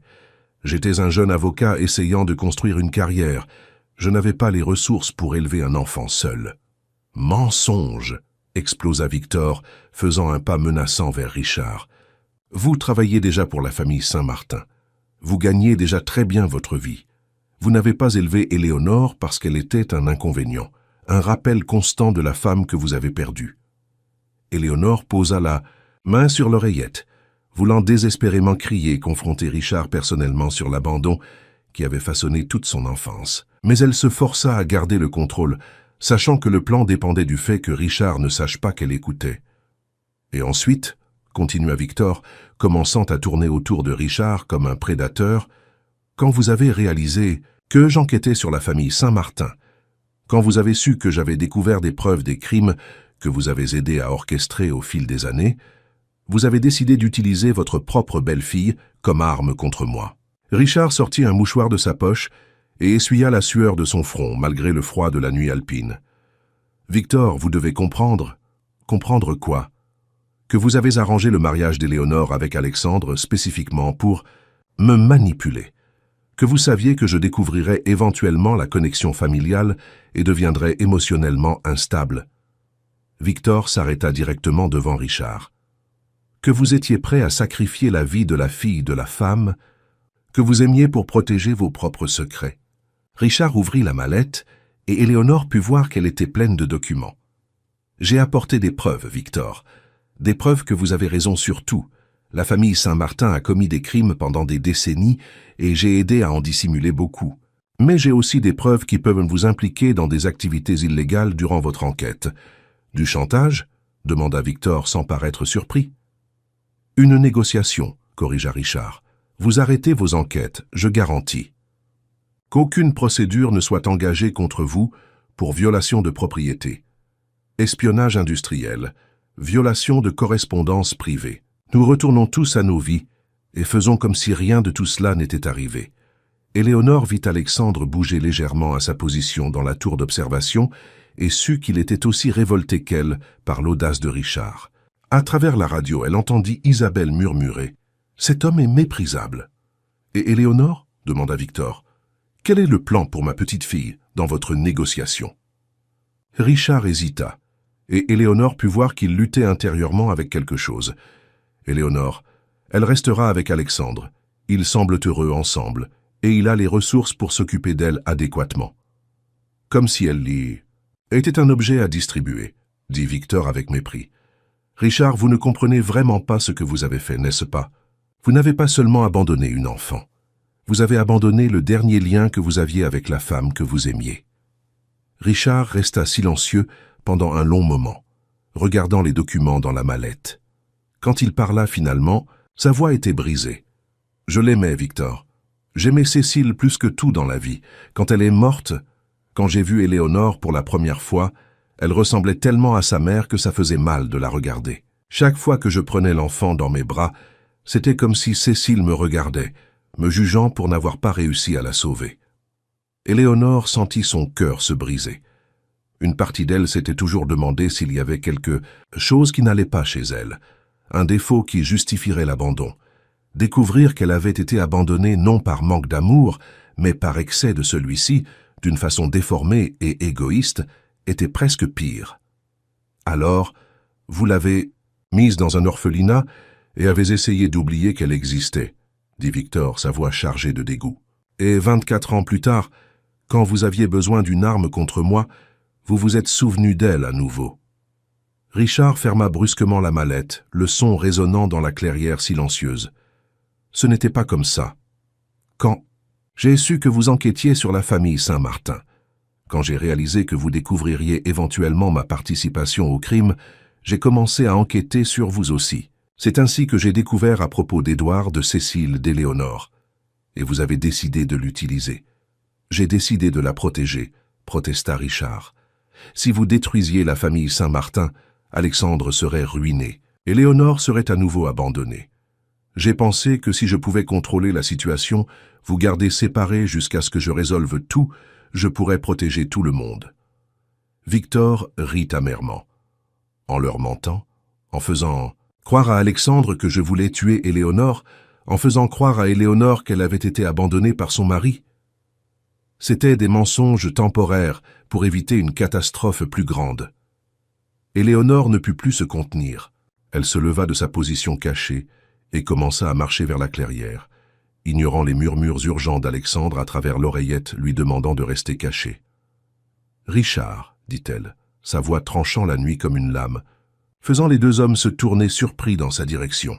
« Comme c'est intéressant de t'entendre parler de me protéger. » Richard devint blanc comme un linge quand il la vit émerger de l'obscurité. « Éléonore, que fais-tu ici ?»« Je découvre des vérités que tu as pensé que je ne devrais jamais savoir, » répondit-elle, marchant avec détermination jusqu'à se tenir entre Victor et Richard.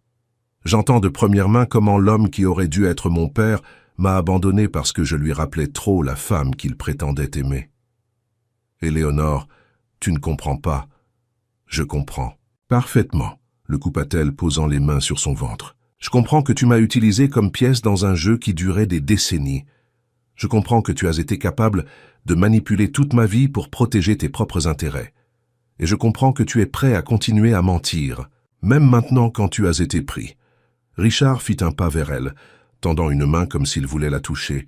« Éléonore, je sais que j'ai commis des erreurs. Je sais que j'aurais dû prendre soin de toi quand Cécile est morte. Mais j'étais jeune, j'étais désespéré.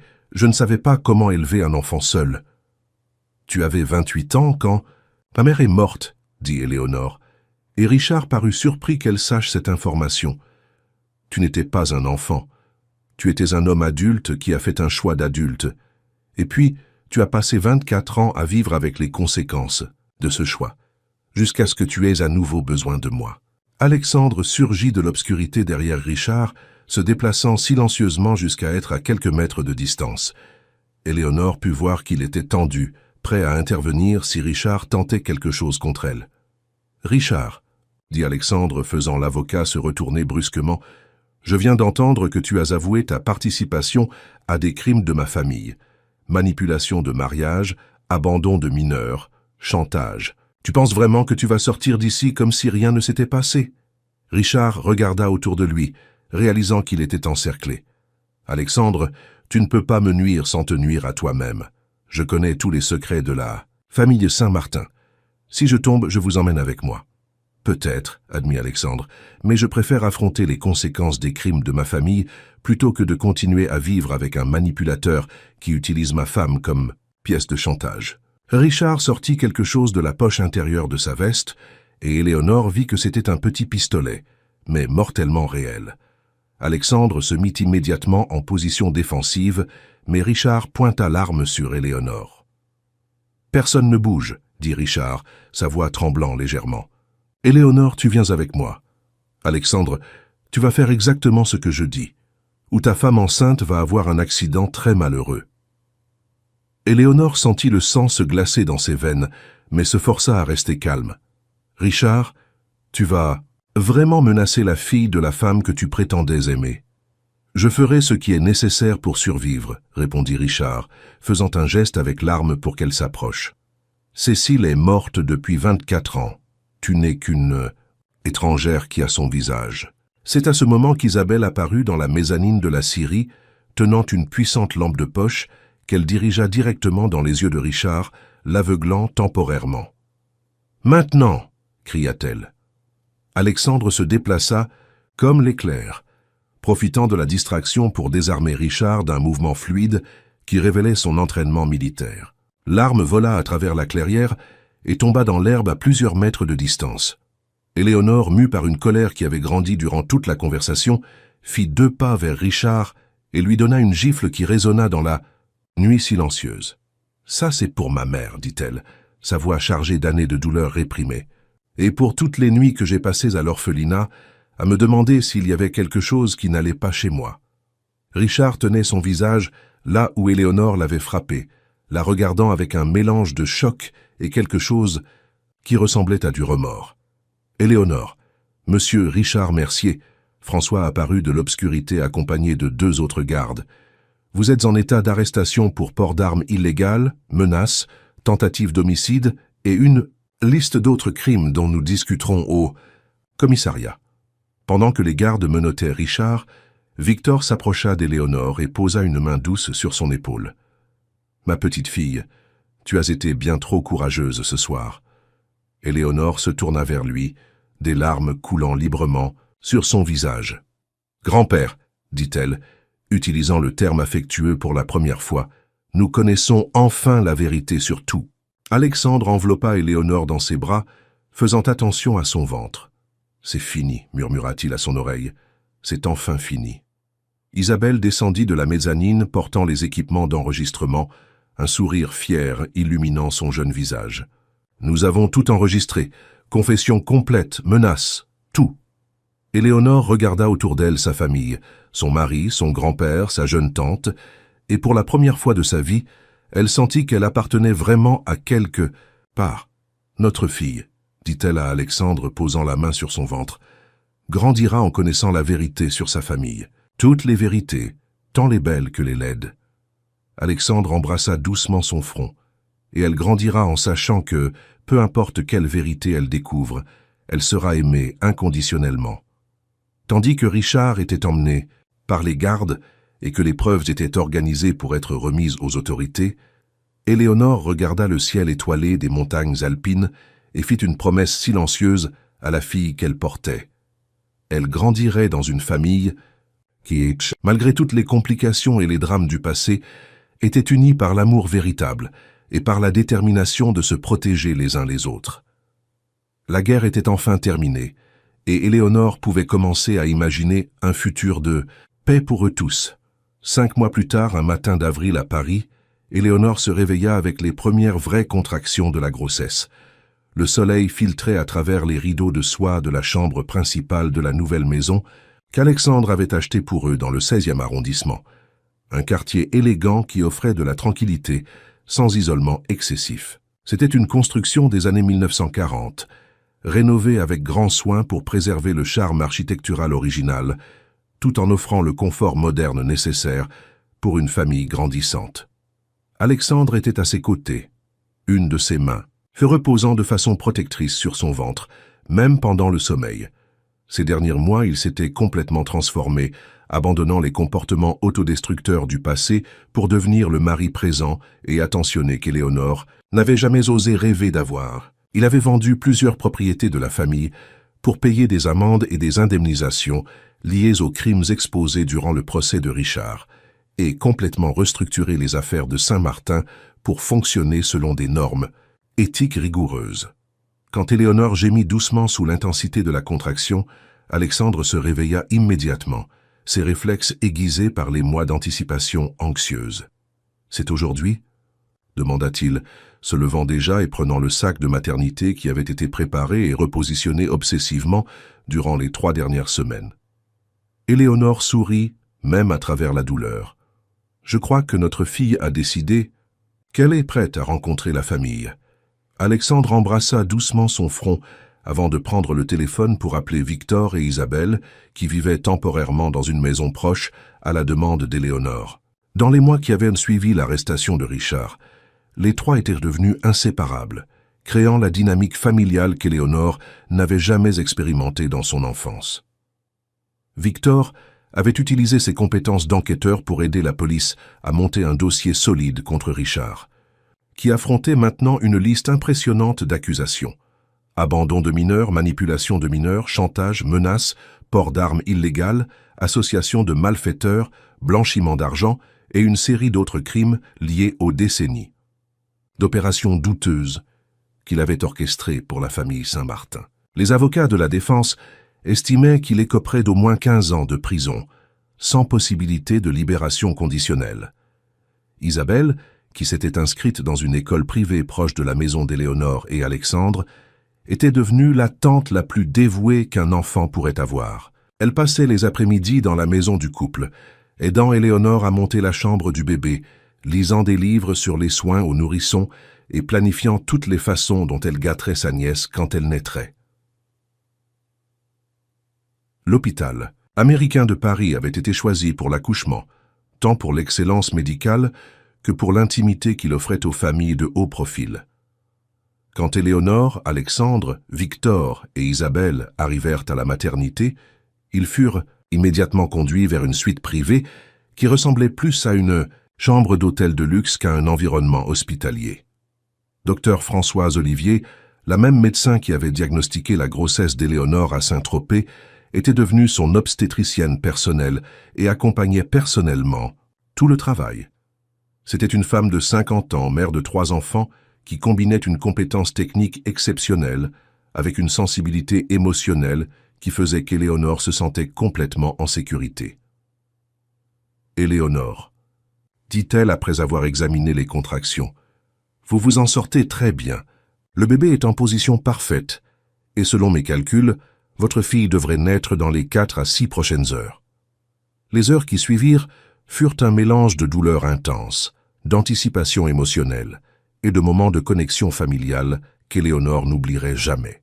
Alexandre resta à ses côtés durant tout le travail, tenant sa main, essuyant sa sueur, murmurant des mots d'encouragement à son oreille et étant exactement le partenaire dont elle avait besoin. Victor et Isabelle se relayaient entre la salle, d'attente et de brèves visites dans la chambre, apportant des nouvelles sur les fleurs qui étaient arrivées, les appels de félicitations et autres manifestations de soutien du petit mais grandissant réseau social qu'Éléonore et Alexandre savaient cultiver ces derniers mois. Quand les contractions atteignirent finalement leur pic d'intensité, Éléonore serra la main d'Alexandre avec assez de force pour laisser des marques et le regarda directement dans les yeux. « Alexandre, dit-elle entre des respirations haletantes, indépendamment de ce qui arrive, je veux que tu saches que ces derniers mois ont été les plus heureux de ma vie. » Alexandre embrassa ses doigts, des larmes coulant librement sur son visage. « Éléonore, tu m'as appris qu'il est possible de recommencer, qu'il est possible d'être une meilleure personne. Notre fille va grandir avec le meilleur exemple de force et de courage qu'un enfant puisse avoir. » Ce fut à 16h23 d'un vendredi ensoleillé qu'Hélène Saint-Martin vint au monde. Elle pesait 3 kg 200 grammes, avait des cheveux sombres comme son père, des yeux verts comme sa mère, et une paire de poumons qui démontrèrent immédiatement qu'elle ne serait pas une enfant silencieuse. Quand le docteur Françoise plaça Hélène dans les bras d'Éléonore pour la première fois, le monde s'arrêta. Éléonore regarda ce petit visage parfait, ses minuscules mains qui s'accrochaient instinctivement à son doigt, et sentit une vague d'amour si intense qu'elle pensa que son cœur pourrait exploser. « Bonjour, ma princesse », murmura-t-elle, touchant doucement la joue de sa fille. « Maman et papa t'attendaient depuis si longtemps. » Alexandre, qui avait assisté à la naissance dans un silence révérencieux, s'approcha et toucha délicatement la petite tête d'Hélène. « Elle est parfaite, dit-il, sa voix brisée par l'émotion. Absolument parfaite. » Hélène ouvrit ses petits yeux pour la première fois et sembla regarder directement ses parents, comme si elle les reconnaissait déjà. Éléonore rit à travers les larmes, pensant à combien sa fille avait la même expression intense que son père quand il était concentré. « Puis-je la présenter au grand-père et à la tante ?» demanda Alexandre, et Éléonore acquiesça, ne pouvant s'empêcher de sourire. Quand Victor entra dans la chambre et vit sa petite-fille pour la première fois, l'homme qui avait passé des années endurci par la vengeance et la douleur s'effondra complètement. Il s'approcha lentement, comme s'il était en terrain sacré, et quand Éléonore plaça Hélène dans ses bras, il commença à pleurer sans aucune tentative de cacher l'émotion. « Elle a les yeux de ta bisaïeule, Hélène, » murmura-t-il, berçant doucement le bébé, « et je peux voir qu'elle aura la détermination de sa mère. » Isabelle, qui avait attendu son tour avec une patience admirable pour une adolescente de 15 ans, put enfin tenir sa nièce. « Hélène, » dit-elle solennellement, « je te promets que je t'apprendrai à jouer au football, à faire du vélo, à découvrir tous les secrets que les adultes essaient de te cacher, et à être la fille la plus intelligente et courageuse de France. » Éléonore rit, imaginant Isabelle enseignant à Hélène toutes les bêtises qu'une tante adolescente pourrait inventer. « Je pense que notre fille va avoir une enfance très intéressante. » Dans les jours qui suivirent la naissance, la maison du 16e arrondissement se transforma en un centre d'activité familiale constante. Victor avait assumé le rôle de grand-père protecteur avec un sérieux militaire. installant des caméras de sécurité supplémentaires, engageant une nounou de nuit pour qu'Éléonore puisse se reposer correctement, et lisant tous les livres sur le développement infantile qu'il pouvait trouver. Isabelle s'était pratiquement installée dans la chambre d'amis, affirmant qu'elle avait besoin d'être disponible pour aider avec Hélène à toute heure du jour et de la nuit. En pratique, cela signifiait qu'Éléonore avait toujours une adolescente enthousiaste à proximité, prête à tenir le bébé, préparer des biberons, ou simplement discuter des 1001 détails de la maternité. Alexandre était devenu le père le plus dévoué qu'Éléonore aurait pu imaginer. Il se réveillait pour toutes les tétées nocturnes, changeait les couches avec une efficacité surprenante pour un homme qui n'avait jamais pris soin de bébé et passait des heures simplement à observer Hélène dormir, comme s'il n'arrivait pas à croire qu'elle était réelle. Un matin, environ 3 semaines après la naissance, Éléonore se réveilla et ne trouva pas Alexandre dans le lit à ses côtés. Elle enfila une robe de chambre et partit à sa recherche, le trouvant dans la chambre d'Hélène, assis dans le fauteuil d'allaitement, avec sa fille endormie dans ses bras, lui murmurant doucement. « Je lui raconte toutes les aventures que nous aurons ensemble, » expliqua-t-il quand il remarqua Éléonore à la porte. « Les voyages que nous ferons, les livres que nous lirons, les choses qu'elle apprendra. » Éléonore s'approcha et s'installa sur la coudoir du fauteuil, observant sa fille dormir paisiblement dans les bras de son père. « Et quel genre d'aventure? Prévois-tu? Je veux lui apprendre à monter à cheval dans le domaine familial en Normandie.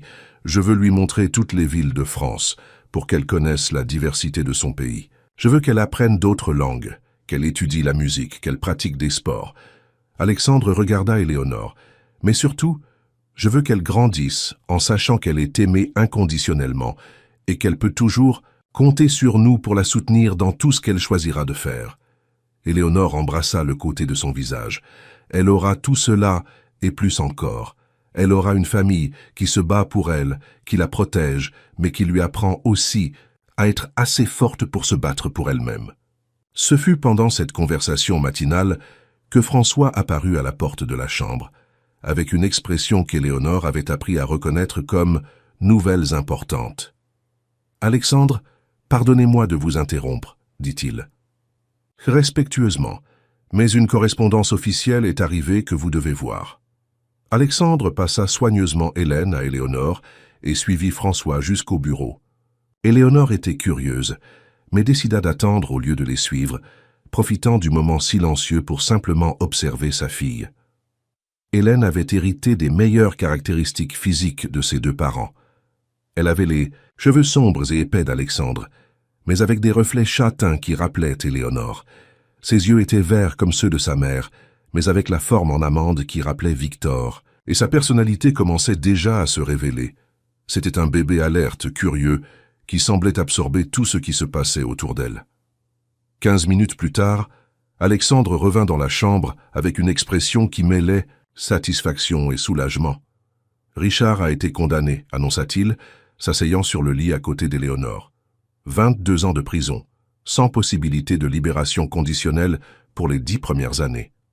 Éléonore ferma les yeux, sentant comme si un poids dont elle ignorait encore l'existence avait été retiré de ses épaules. « C'est vraiment fini, dit-elle. Notre fille grandira sans avoir à se préoccuper de lui. »« Il y a plus, » continua Alexandre. « Dans le cadre de la sentence, le juge a ordonné que Richard te transfère tous les biens qu'il avait hérités de ta mère Cécile. Apparemment, il avait gardé un compte bancaire, quelques bijoux et des documents familiaux qui, de droit, ont toujours été les tiens. » Éléonore ouvrit les yeux, surprise. « Ma mère m'a laissé des choses ?»« Oui, Richard les a gardées pendant toutes ces années, probablement comme moyen de garder le contrôle sur toi, au cas où il en aurait besoin un jour. » Alexandre prit sa main libre. « Éléonore, tu n'es pas seulement l'épouse d'un homme. Riche, tu as ton propre héritage, ta propre indépendance financière. » Éléonore regarda Hélène, pensant à combien la vie pouvait prendre des tournants inattendus. « Notre fille va hériter des histoires de 2 familles compliquées, mais elle va aussi hériter de la force que ces complications nous ont enseignée. » 2 mois plus tard, par un matin de juin ensoleillé, Éléonore jouait avec Hélène dans le jardin quand Alexandre apparut vêtu du costume qu'il avait porté lors de leur mariage, portant une petite boîte de velours bleu. « Éléonore, dit-il, s'agenouillant sur la pelouse à côté d'elle. « Je sais que nous sommes déjà mariés. Je sais que nous avons déjà une fille. Je sais que nous avons déjà construit une vie ensemble. Mais il y a une chose qui m'a toujours dérangé. » Éléonore fronça les sourcils, confuse. « Quoi ? Notre premier mariage était arrangé, c'était une mise en scène pour résoudre des problèmes d'affaires. Tu n'as jamais eu la chance de choisir vraiment si tu voulais m'épouser, de dire oui parce que tu m'aimais, pas parce que tu n'avais pas d'autres options. » Alexandre ouvrit la petite boîte, révélant une bague de fiançailles éblouissante, un diamant solitaire entouré de petites émeraudes qui s'accordaient parfaitement avec les yeux d'Éléonore.